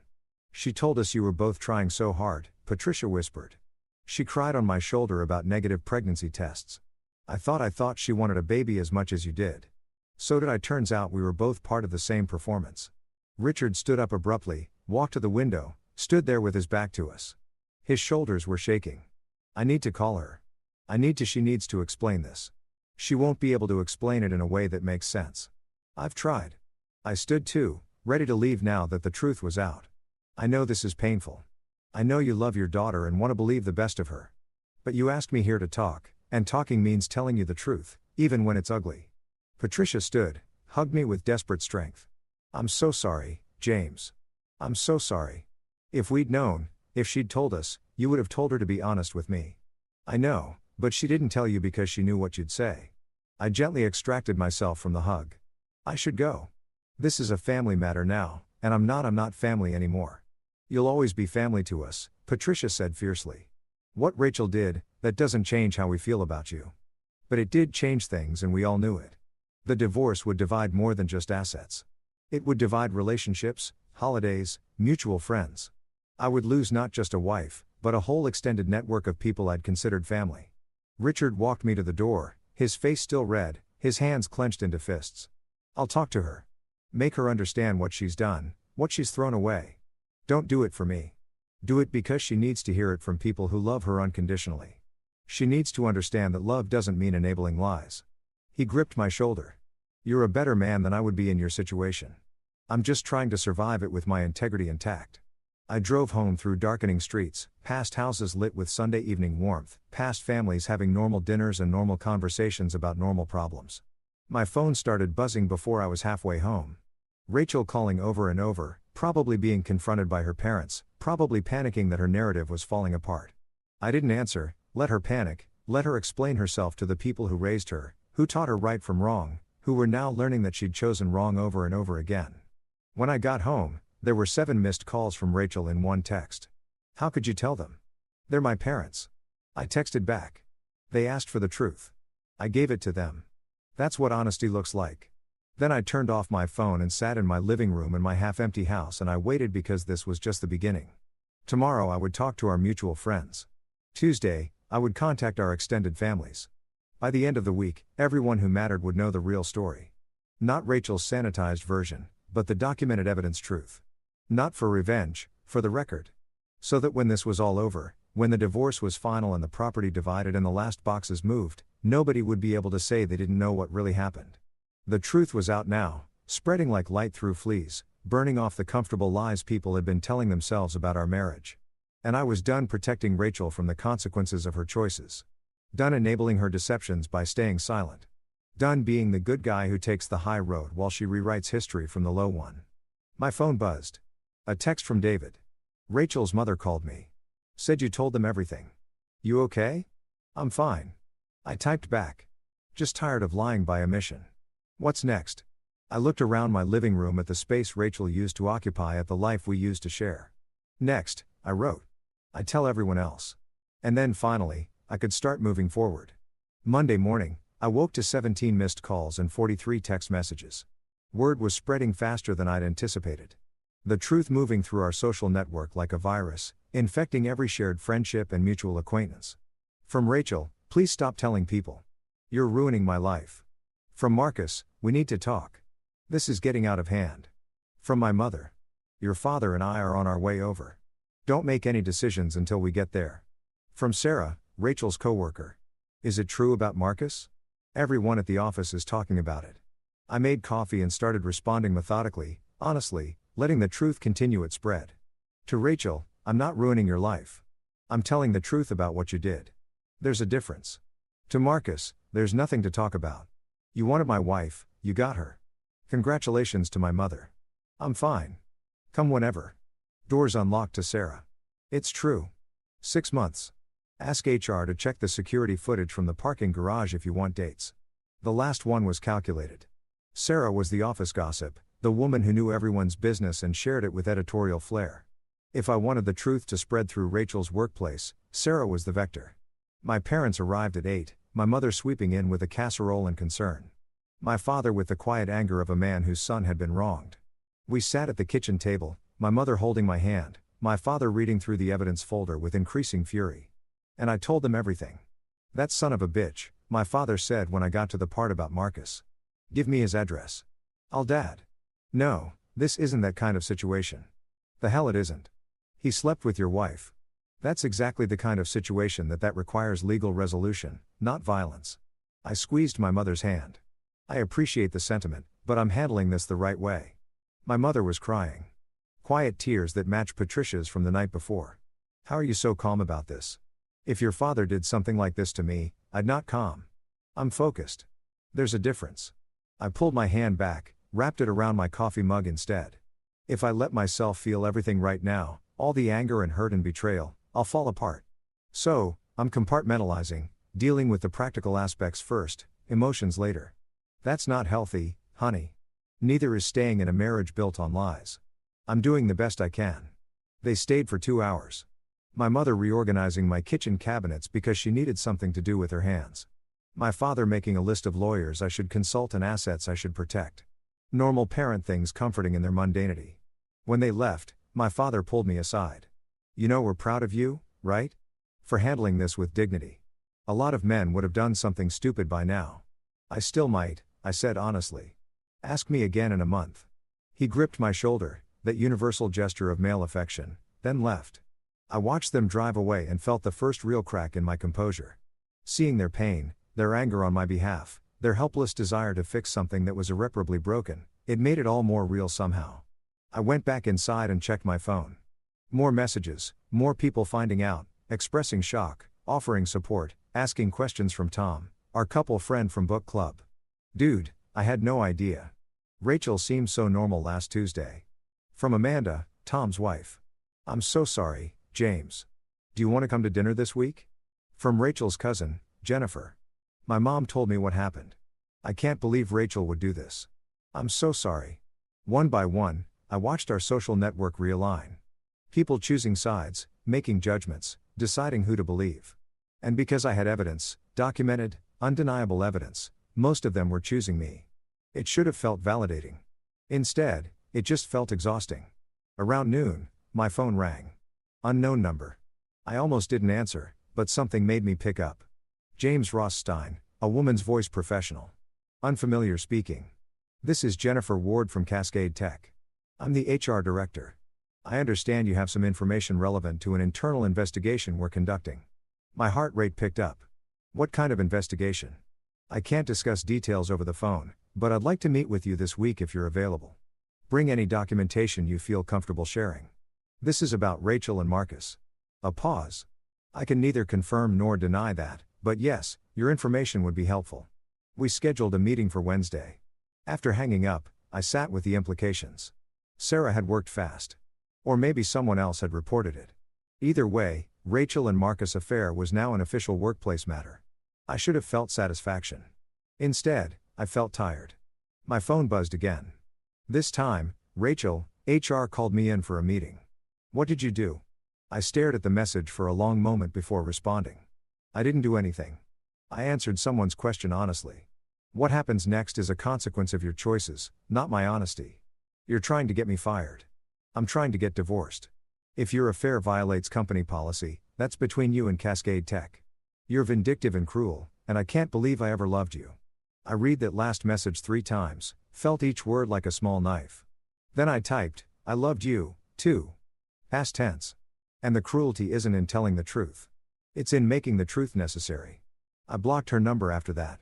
Let her communicate through lawyers from now on. I was done being her emotional punching bag, done accepting abuse from someone who'd violated every promise she had made to me. The afternoon brought more calls. Friends of friends, Rachel's coworkers asking for clarification, my boss checking in to make sure I was okay, a steady stream of people wanting to know what happened, wanting to express sympathy, wanting to be part of the drama. I answered them all with the same calm recitation of facts, no embellishment, no editorial, just the documented truth over and over until it stopped sounding like my life and started sounding like a police report. By evening, I was done. Emotionally depleted, I turned off my phone, made myself dinner I didn't eat, and sat in front of the TV without turning it on.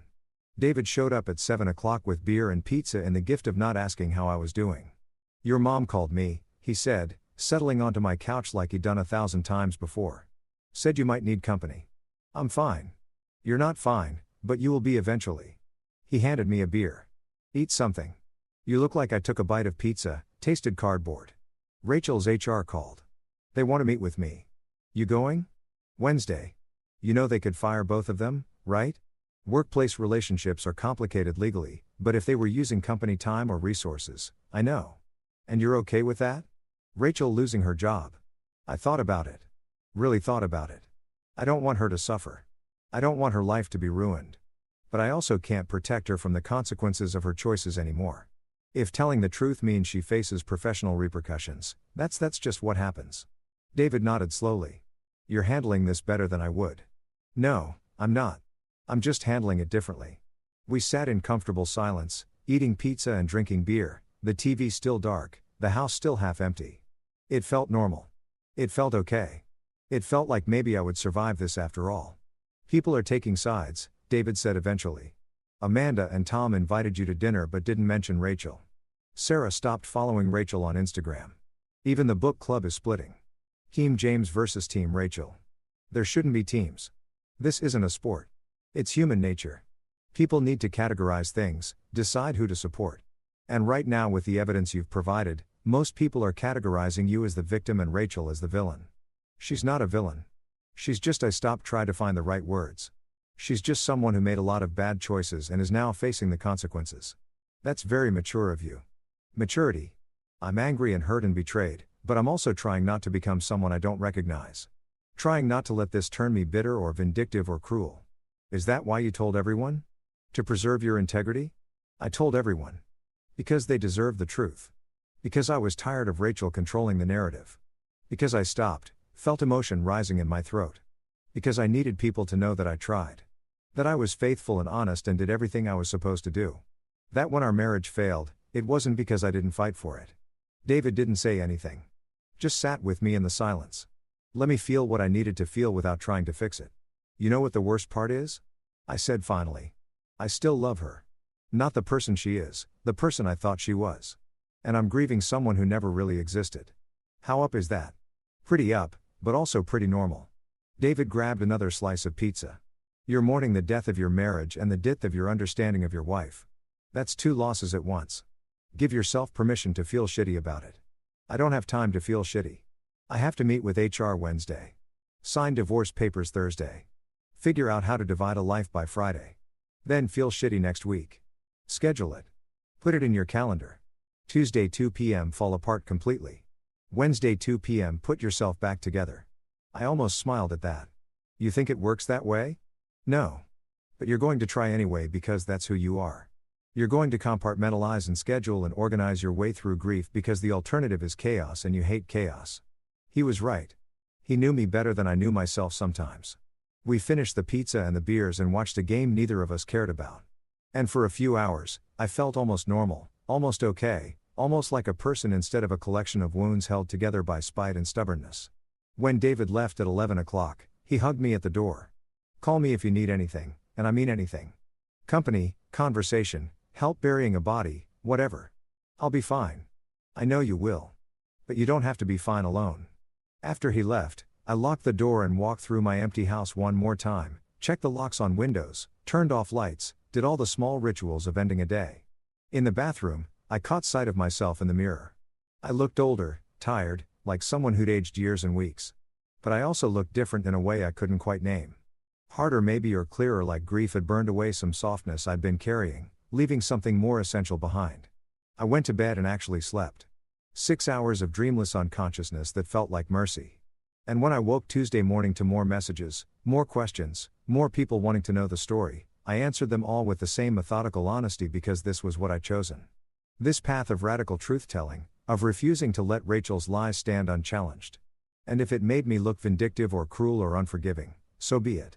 At least I could look at myself in the mirror and know I'd told the truth. At least I could live with who I was becoming. At least I could sleep at night. That had to be worth something. Wednesday morning arrived cold and bright, the kind of November day that makes everything look crisp and unforgiving. I dressed in my best suit, the charcoal one I'd worn to job interviews and funerals, occasions that required gravitas, and drove to Cascade Tech's headquarters downtown. The building was all glass and steel, aggressively modern, the kind of place that probably had a meditation room and kombucha on tap. I'd been here before to company parties where Rachel had introduced me to colleagues whose names I forgot immediately, where Marcus had shaken my hand and smiled and looked me in the eye while planning to betray me. Security directed me to the 14th floor. Jennifer Ward's office overlooked the city floor-to-ceiling windows that made everything feel exposed.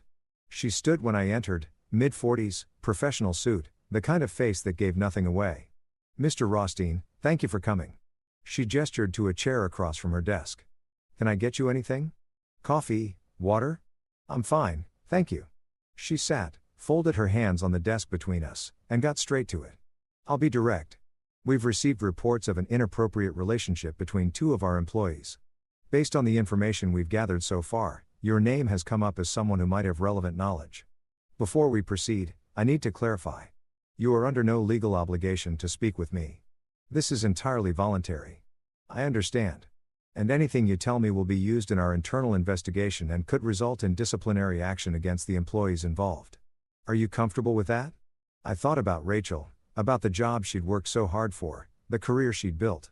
Thought about what losing it would mean for her future, for whatever life she was planning with Marcus. Then I thought about the lies, the betrayal, the year of fake fertility treatments, the 2 weeks in the Bahamas paid for with our savings. "I'm comfortable with that," I said. Jennifer pulled out a legal pad. "Walk me through what you know."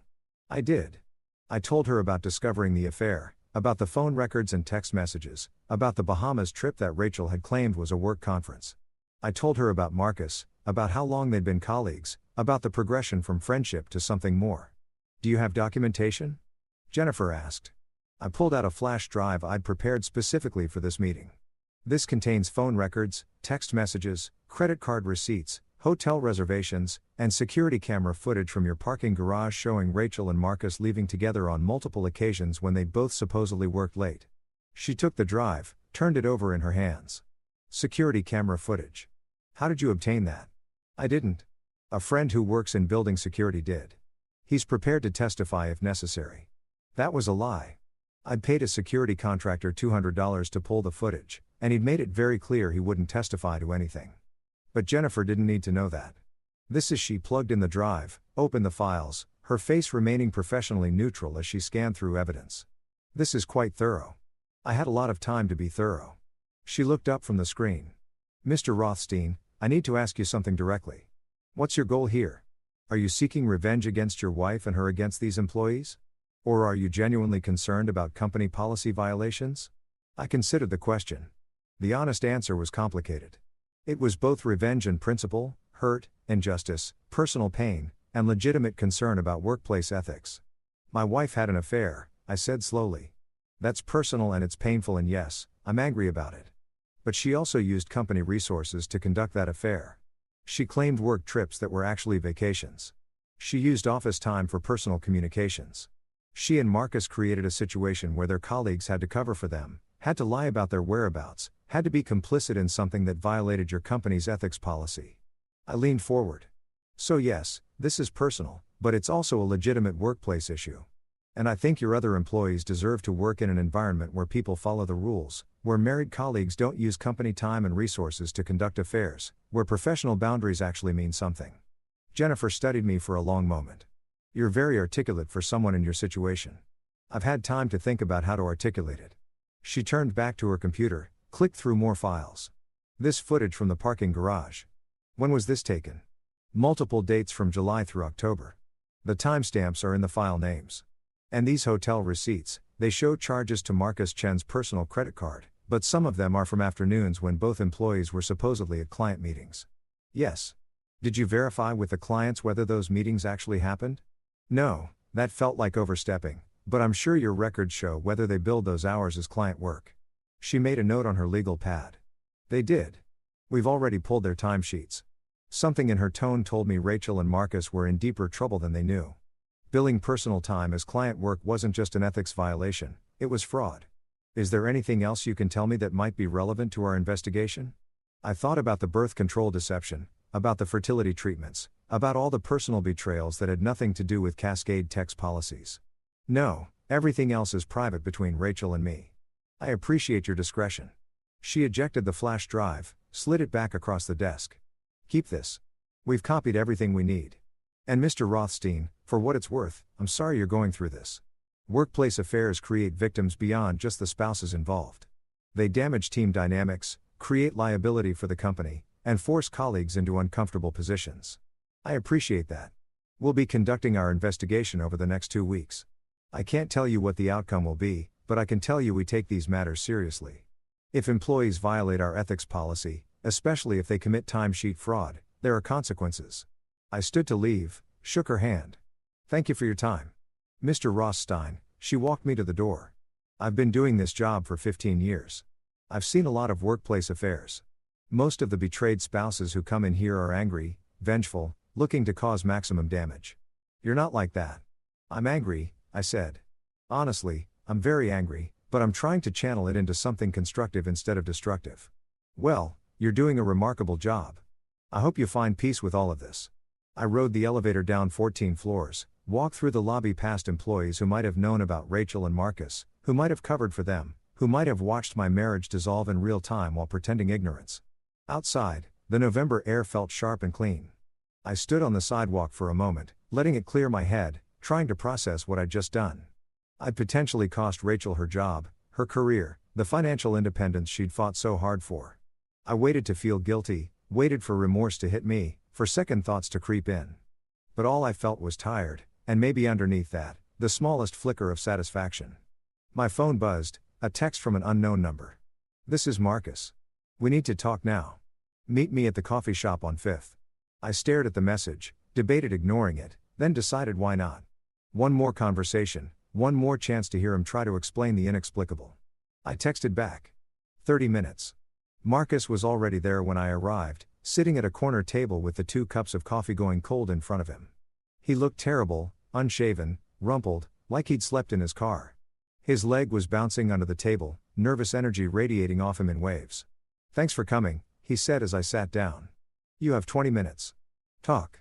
HR called me in yesterday, asked me questions about Rachel, about our relationship, about work trips and client billing. They're investigating us, James. They're looking at timesheet records and expense reports. And he ran his hands through his hair. Did you talk to them? I answered their questions honestly. You gave them evidence. Security footage, credit card receipts. You're trying to get us fired. I'm trying to get divorced. What your employer does with information about your ethics violations is their choice, not mine. Ethics violations? He laughed bitterly. That's what you're calling it? We fell in love, James. That's not a violation. That's you fell in love on company time. You billed personal hours as client work. You used office resources to conduct an affair. That's not romance, Marcus. That's fraud. He slumped in his chair. Rachel's going to lose her job. They basically told her that yesterday. And I'll probably lose mine, too. We'll both be blacklisted in the industry, unable to get references, starting over from nothing. Consequences. I said simply, for what? For being human? For making mistakes? For lying? For stealing company time? For creating a hostile work environment where your colleagues had to cover for you? I leaned forward. You want to know what really bothers me about this, Marcus? Not that you fell in love with my wife. Feelings happen. I get that. What bothers me is how entitled you both are. How you act like the rules don't apply to you. Like you should be able to conduct an affair on your employer's dime and face no consequences because your feelings are special. That's not it as fair. You made choices, adult choices. Now you get adult consequences. That's how the world works. He stared at his coffee and I watched him realize that charm wouldn't work here. That I wasn't someone he could sweet talk or manipulate. What do you want from me, James? An apology? I already gave you one graveling. I'll do it if that's what it takes. I don't want anything from you. I wanted the truth, which I got. I wanted the affair documented, which it is. I wanted to make sure everyone knew what really happened, and now they do. There's nothing else you have that I need. Rachel said, you're destroying her life out of spite. Rachel destroyed her own life. I'm just refusing to help her hide the wreckage. I stood up. Your 20 minutes are up. Don't contact me again. Wait. He grabbed my arm and I looked down at his hand until he released it. Just one thing. The question you asked her about me having an illness. There really isn't one, is there? No. So why? Because I wanted her to feel afraid. I wanted her to panic, to run to a doctor, to sit in a waiting room imagining worst-case scenarios. I wanted her to experience a fraction of the fear I felt when I got tested for STDs because my wife had been sleeping with someone else without my knowledge. I met his eyes. I wanted her to understand that actions have consequences beyond just the ones you intend. Understanding dawned on his face. That's psychological warfare. That's karma. I walked out before he could respond. Left him sitting there with his cold coffee and his crumbling future. The satisfaction I'd been waiting for finally arrived. Not a flood, just a trickle, but real. Marcus understood now. Understood that I wasn't going to be passive or forgiving or understanding. Understood that there was a price for what he'd done, and I was going to make sure he paid it. My phone buzzed as I reached my car. Jennifer Ward, thank you for your cooperation today. Your information was very helpful. Then 30 seconds later, another text from an unknown number. I opened it expecting more from Marcus, but it was Rachel. They're firing me. I hope you're happy. I hope destroying my career makes you feel better about your own failures. I read it twice, felt each word like a slap, then deleted the message without responding. She wanted a fight, wanted to make me the villain, wanted to turn her consequences into my cruelty. But I was done engaging with her narrative, done defending myself against accusations from someone who'd lost all credibility.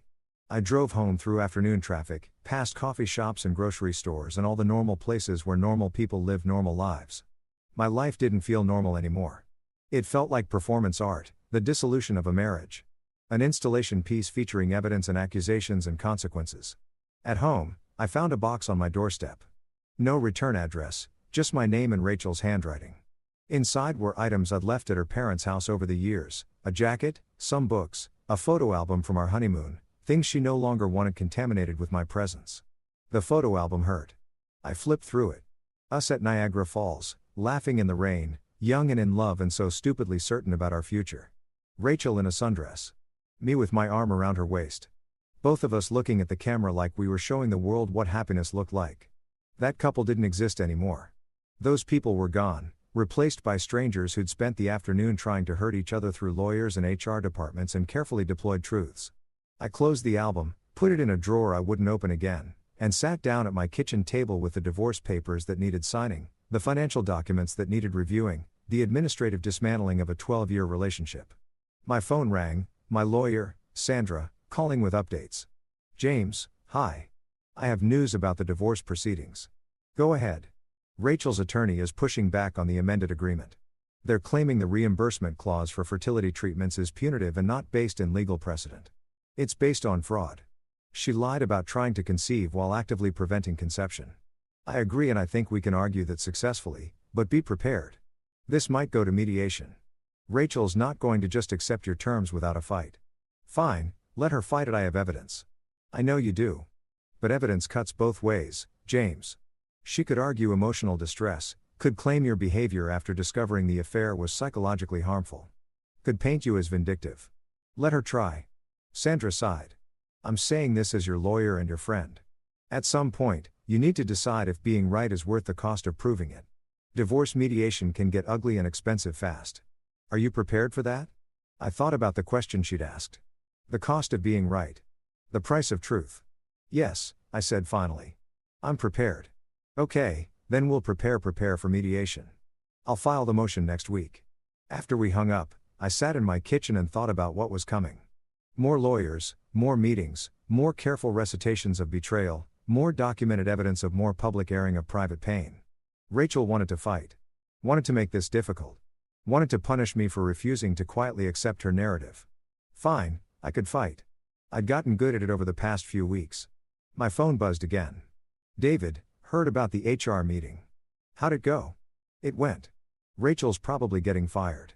And you feel I tried to identify the emotion. Satisfaction, guilt, relief. It was all tangled together. Impossible to separate. I feel like I did what I had to do. I type back.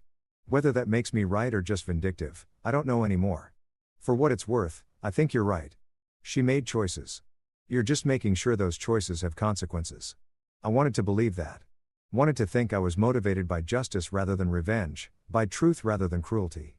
But sitting alone in my kitchen, surrounded by evidence of my dissolving marriage, I wondered if there was really a difference. If pursuing truth with this much determination wasn't just revenge in a prettier package, if I was becoming someone I'd recognize when this was all over. I didn't have answers, just questions and evidence and the slow, grinding work of ending a marriage while trying to preserve my integrity. Outside, the sun was setting, painting the kitchen in shades of orange and gold. Beautiful, indifferent. The world kept turning. Regardless of my pain, regardless of Rachel's consequences, regardless of whether any of this mattered in the long run, I pulled out the final piece of evidence I'd been saving. The thing I hadn't shown anyone yet, not even David, the revelation that would change everything one more time. But not tonight. Tonight, I was too tired for more truth-telling, more revelations, more carefully orchestrated justice. Tonight, I would just sit in my kitchen and watch the sun set and try to remember who I was before all of this started. Tomorrow, I would detonate the last bomb. Tomorrow would be the final reckoning. But tonight, I would rest. Thursday morning, I woke with the kind of clarity that comes from decisions already made, from crossing a threshold you can't uncross. Today was the day, the final truth, the last piece that would reframe everything that had come before.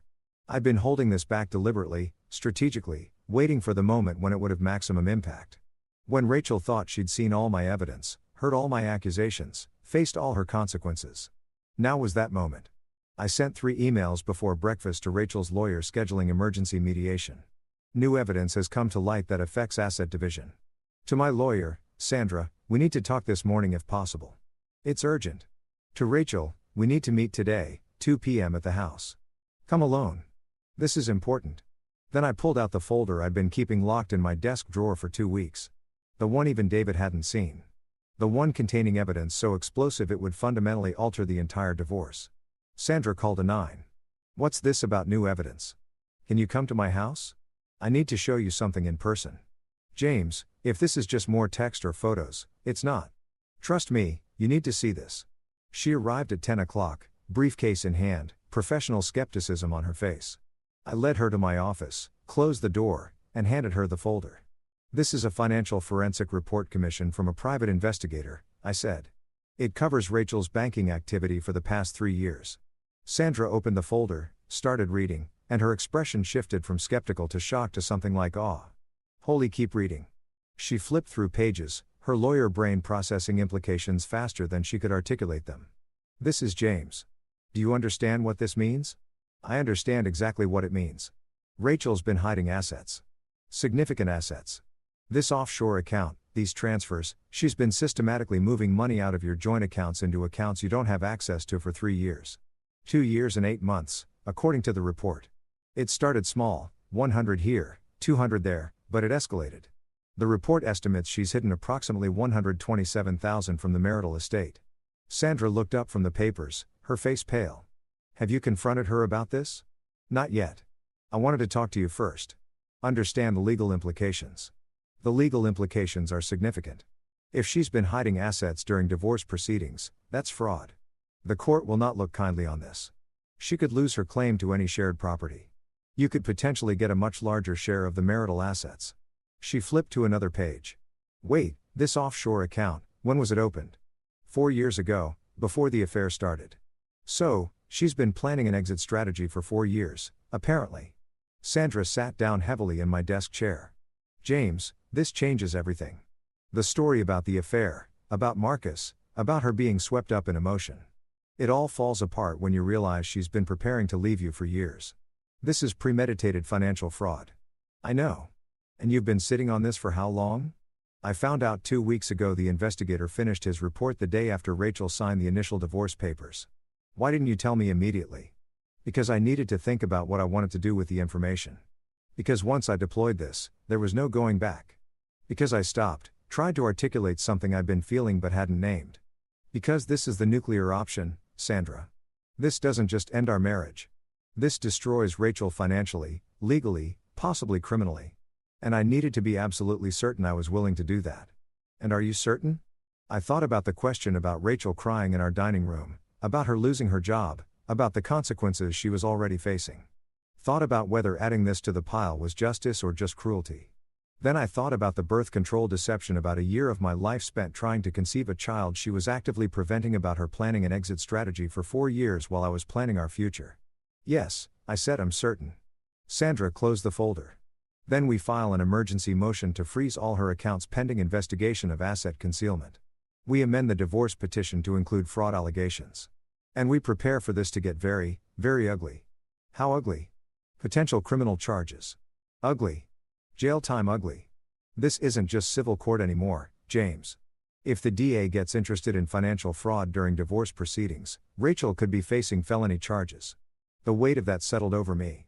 I'd known this was serious, but hearing it articulated in terms of criminal liability made it real in a new way. I don't want her to go to jail, I said slowly. I want her to face consequences, but not that. Then we offer her a deal. She returns all the hidden assets, accepts an amended divorce agreement heavily weighted in your favor, and we don't pursue criminal charges. She gets to walk away with something instead of nothing. That seems fair. Fair? Sandra laughed without humor. James, none of this is fair. She stole over $100,000 from your marriage while planning to leave you. Fair would be her in handcuffs. What you're proposing is mercy. Maybe. Or maybe it was just exhaustion. The knowledge that pursuing maximum punishment would require more energy, more time, more of my life spent locked in combat with someone I used to love. Set up the meeting with her lawyer, I said. Show them the evidence.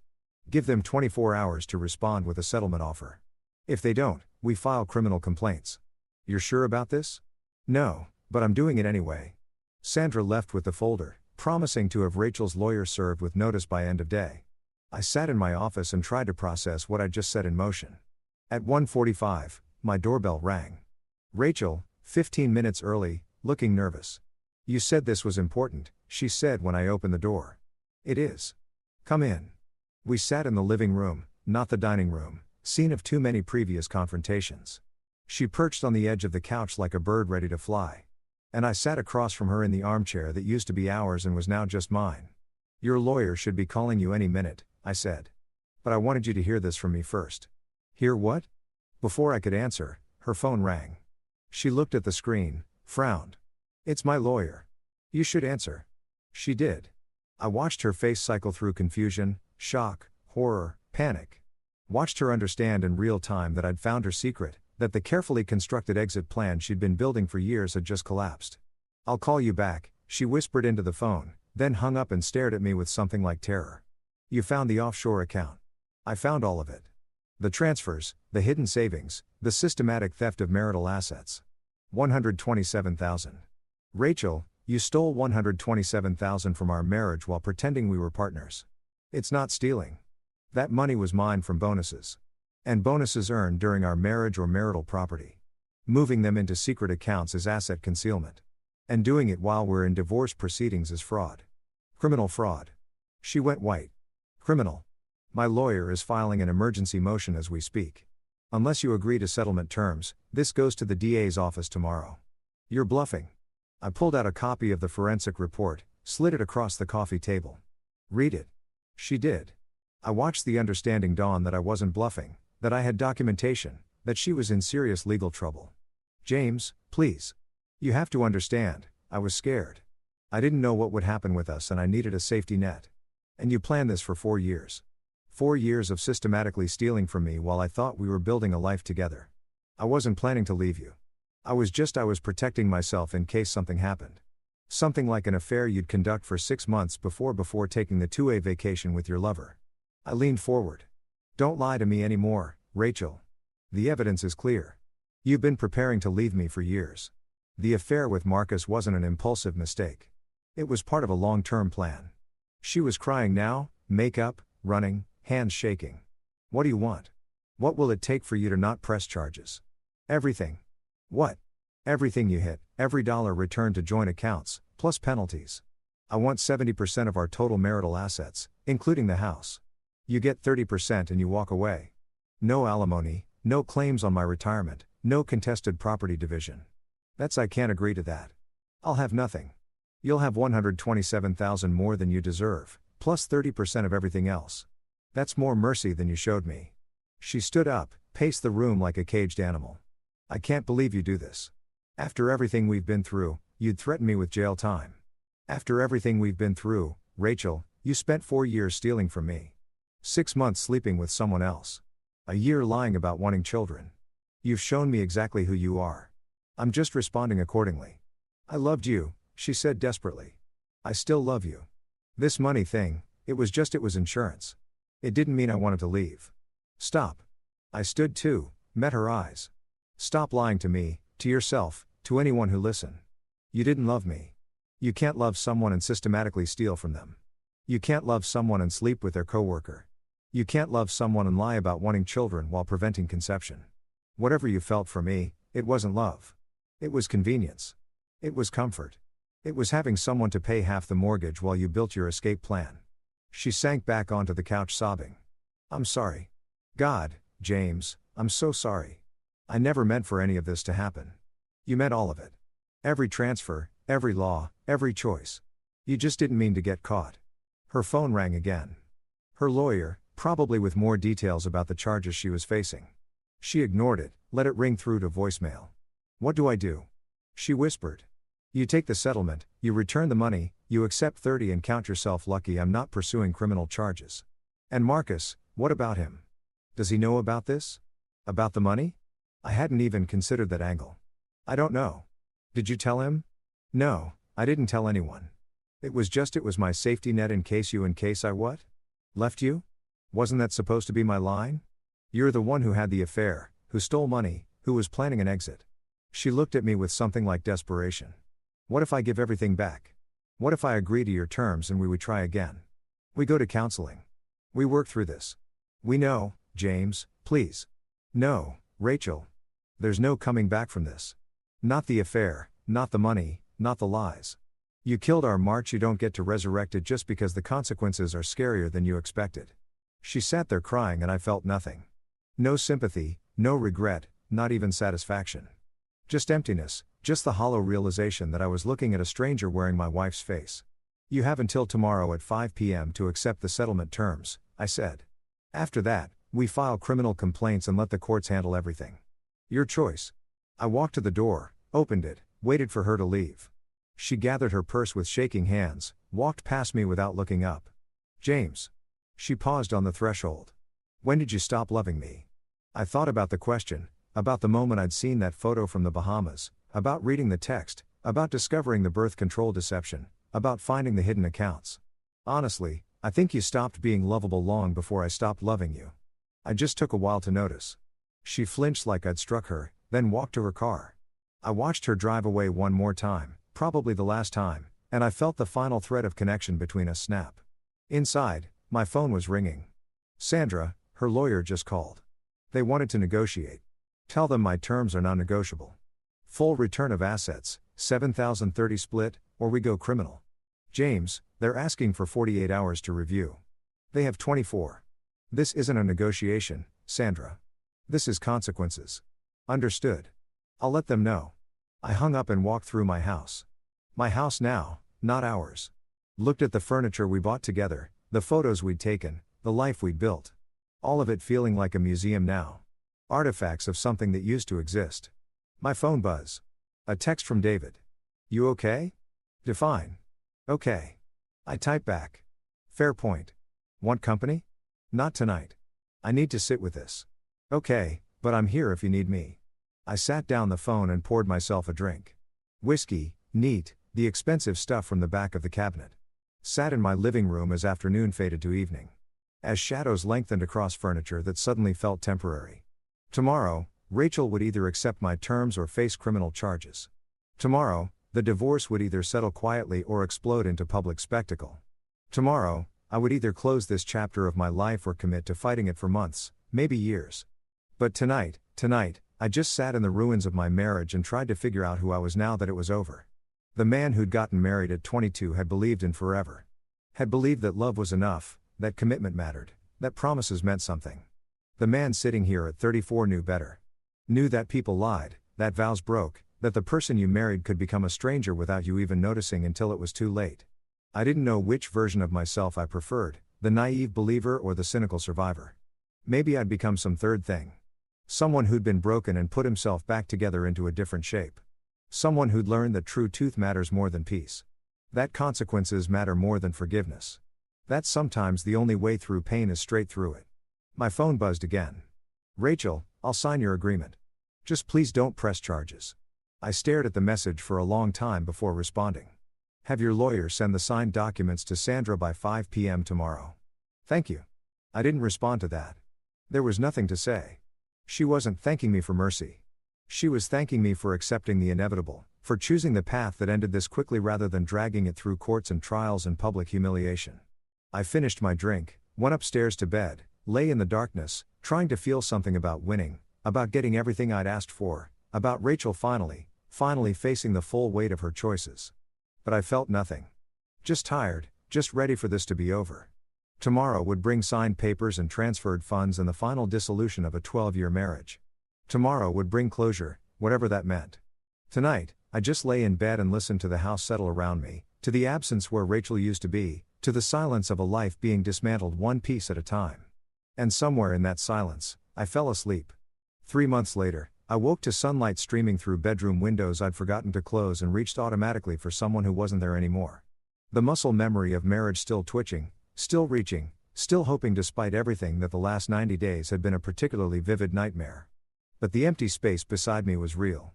The divorce papers filed in January were real. The 7,030 asset split was real. Rachel's signature on settlement documents was real. The end of my marriage was as real as the morning sun. I went downstairs. My stairs now in my house, paid for with my 70% of our assets, and made coffee in a kitchen that still felt too big for one person. Outside, February snow fell soft and silent, covering the driveway where Rachel's suitcase had once rolled. The walkway where she'd stood, dripping rain and lies. The street where her car had driven away for the last time. My phone showed 2 text messages from David. Breakfast I'm buying. From Sandra. Final documents are ready for review. Stop by the office when you can. Final documents, the last administrative detail of a dissolved marriage. The period at the end of a sentence that had run on far too long. I texted David Rosie's diner. 9 a.m. Then I showered, dressed, and drove through snow-quiet streets to meet my best friend for breakfast and closure. David was already there when I arrived, sitting in a booth by the window, 2 cups of coffee going cold between his hands. He looked up when I slid in across from him, studied my face with the practiced eye of someone who'd been watching me barely hold it together for months. You look better, he said. I look the same. No, you actually look better. Less, he gestured vaguely at my face. Less haunted. Less like you're one bad day away from a complete breakdown. Maybe I already had my breakdown and you missed it. Did you? I thought about the nights I'd spent staring at ceiling cracks. The mornings I'd forgotten to eat. The weeks that had blurred together into undifferentiated grief. I don't know. Maybe. Or maybe I'm still having it. Just very slowly. The waitress came. Rosie herself, 60s and cigarette voiced and kind. The usual, James. I realized I've been coming here often enough to have a usual. Yeah, thanks, Rosie. She patted my shoulder. That universal gesture of, I heard about your divorce and I'm sorry. Then went to put in my order. Everyone in town knows, I said to David. Small towns are like that. Secrets don't last. He took a sip of coffee. How does it feel being the wronged husband, the sympathetic victim? Exhausting, but satisfying? I considered the question. Over the past 3 months, I'd become a minor celebrity in our social circle. The man whose wife had betrayed him, who'd responded with calm dignity, who'd emerged from the wreckage with his integrity intact. People bought me drinks, offered sympathy, treated me like I'd survived something heroic. I don't know about satisfying, I said finally. Validating maybe. Everyone knows the truth now. Everyone knows what Rachel did, but it doesn't. I stopped, tried to articulate something I'd been feeling. It doesn't make me feel better.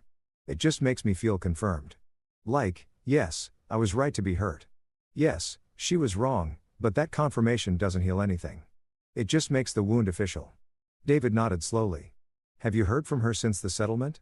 Once she emailed to ask about splitting up the last of our shared possessions. I told her to keep whatever she wanted, that I didn't care anymore. And did you care? No. They're just things. Furniture and kitchen appliances and photos from a life that doesn't exist anymore. She can have all of it. My breakfast arrived. Pancakes I'd ordered out of habit and wouldn't finish. I pushed them around the plate while David watched with the patience of someone who'd spent 3 months watching me not eat. Sandra said the final documents are ready. I said, the divorce is final. Officially final as of February 1st. I'm technically single again. I tried the word out. Felt it sit wrong in my mouth. Single. After 12 years of being half of a couple, I'm just me. Unattached. Alone. You're not alone. You have friends, family, a whole support network of people who I know and I'm grateful. But it's not the same as having a person, someone who knows all your stories, who understands your weird habits, who can finish your sentences. I set down my fork. I lost more than a wife, David. I lost my witness. The person who could verify my memories, who could confirm that yes, that thing happened. Yes, that's what we said. Yes, we really did promise forever. Rachel was a liar and a thief. Not much of a witness, but she was my liar and thief. She was the person I'd built 12 years of history with. And now all that history is what? Contaminated, unreliable. How much of our marriage was real? And how much was performance? I don't even know anymore. David reached across the table, gripped my hand. The love you felt was real. Maybe hers wasn't, or maybe it was real, and she destroyed it anyway. But your love, your commitment, your effort, that was all real. Don't let her betrayal make you doubt yourself. I wanted to believe that. Wanted to think that my half of the marriage had value even if hers didn't. But it was hard to trust my own memories when the person who shared them had rewritten the whole story. What happened with the HR investigation? David asked, changing the subject. They fired both of them, Rachel and Marcus. Timesheet fraud plus ethics violations. It was in the company memo last month. How do you know? You don't work there. Sarah forwarded it to me. She thought I'd want to know. I picked up my pancakes. Marcus moved to Seattle, apparently. Took a job with a tech startup starting over. Rachel's still here living with her parents, working temp jobs while she figures out what's next. Have you seen her? Once at the grocery store, we made eye contact across the produce section and I watched her decide whether to approach me. She didn't just turn around and walk the other way. How did that feel? Like seeing a ghost? Like encountering someone who used to matter, who used to be central to my life, and realizing they're just another person now. A stranger who happens to know where I'm ticklish and how I take my coffee. We sat in silence for a while. David eating his omelet. Me not eating my pancakes. Both of us watching snow fall outside the window. What comes next? David asked finally.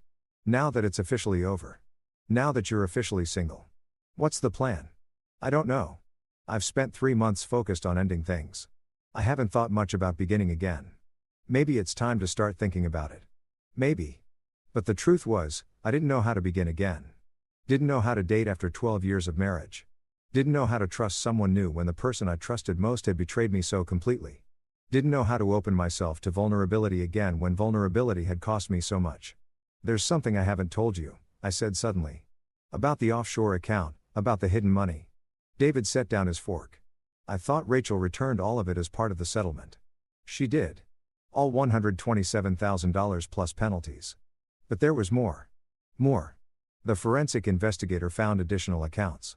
Smaller ones harder to trace. Another $43,000 scattered across various institutions. Money Rachel had been hiding for even longer. Did you confront her about it? No. I documented it, showed it to Sandra, and we decided to let it go. David stared at me. You let her keep $43,000 that she stole from you? I let her keep her escape fund because I realized I stopped trying to articulate something I'd been feeling. I realized that taking everything would make me feel powerful, but it wouldn't make me feel better. And at some point, revenge stops being justice and becomes just cruelty. So, I drew a line. She returned the money she hid during our marriage. She accepted the $7,030 split and I let her keep the accounts I legally could have claimed but morally felt belonged to her fear more than my anger. That's James, that's incredibly mature or incredibly stupid. I'm not sure which. It's both, but mostly it's you choosing to be the person you want to be instead of the person the situation tried to make you. Maybe. Or maybe I was just tired of fighting. Tired of evidence and accusations and carefully deployed truths. Tired of winning battles that left me feeling hollowed out instead of vindicated. We finished breakfast, David eating, me picking, and walked out into February snow that was already turning to slush. He hugged me goodbye in the parking lot, that brief masculine embrace that communicated everything words couldn't.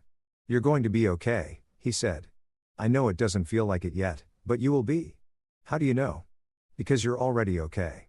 You just haven't noticed yet. I drove to Sandra's office, signed the final documents that officially ended my marriage, accepted her congratulations that felt more like condolences. Then I drove home through streets that were starting to look familiar again, through a town that was slowly becoming mine instead of ours. At home, I walked through rooms that I'd finally finished reorganizing.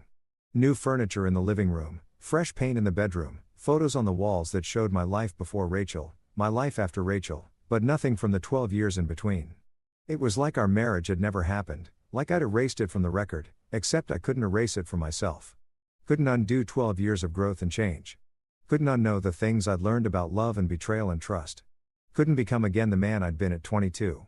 Naive and hopeful and certain that promising forever meant something. That man was gone, replaced by this one. Harder, clearer, more careful.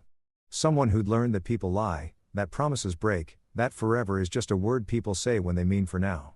Sir, I sat in my living room and looked at the space where Rachel used to be. The couch we'd picked out together, now replaced. The TV we'd watched now sold. The coffee table where she'd signed divorce papers now gone. Everything physical was gone. But the shape of her remained. Negative space. The outline of what used to be there visible only by its absence. My phone buzzed. An email from Rachel. The first communication in weeks. Subject: closure. Body: James. I know I don't have the right to ask anything of you. I know I destroyed what we had. That I hurt you in ways I'm still understanding, but I'm writing because my therapist says closure requires acknowledging harm and I want to acknowledge what I did to you. I lied about the affair, about wanting children, about the money. I lied so much and for so long that I stopped knowing what was true. I convinced myself that our marriage was unhappy because that made the affair feel justified.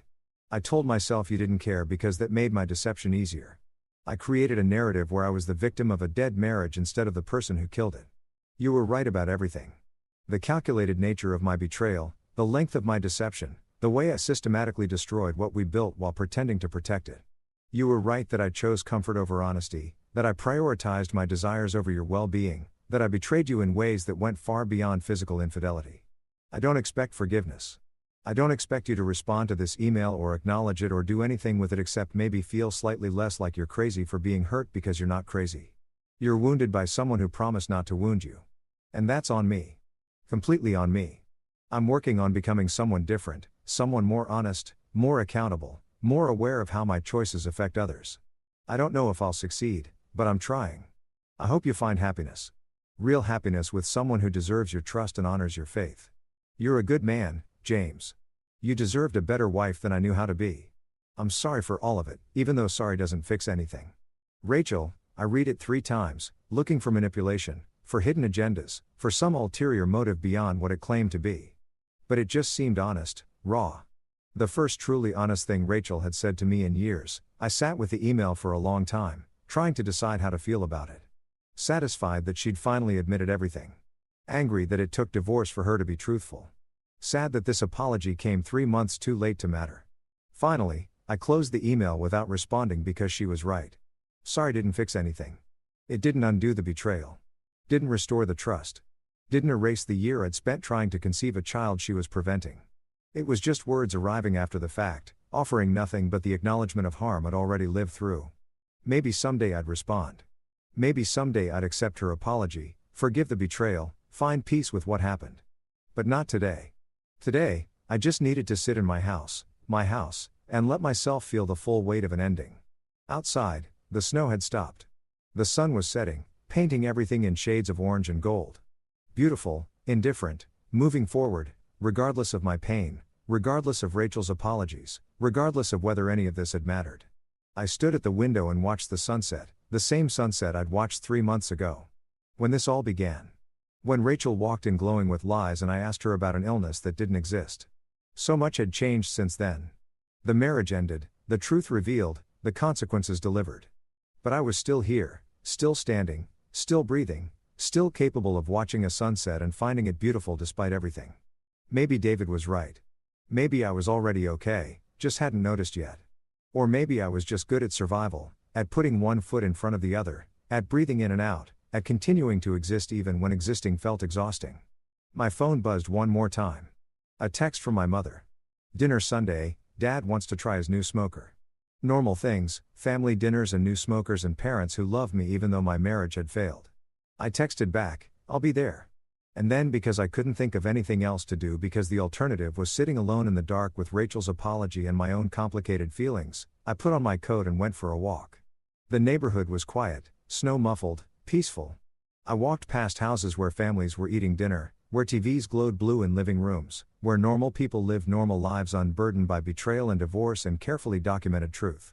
I walked until my fingers were numb and my face was cold and the sun had fully set. Until I couldn't feel anything except the physical sensation of moving through space, of existing in a body that would continue regardless of heartbreak. And somewhere during that walk, I made a decision. I would survive this. Not just endure it or get through it. Actually survive it. Come out the other side changed but intact. Scarred but standing. I would let Rachel's apology exist without responding to it. Would let her guilt be her burden instead of my obligation to absolve. I would stop checking my phone for messages from her. Would stop wondering what she was doing or who she was becoming.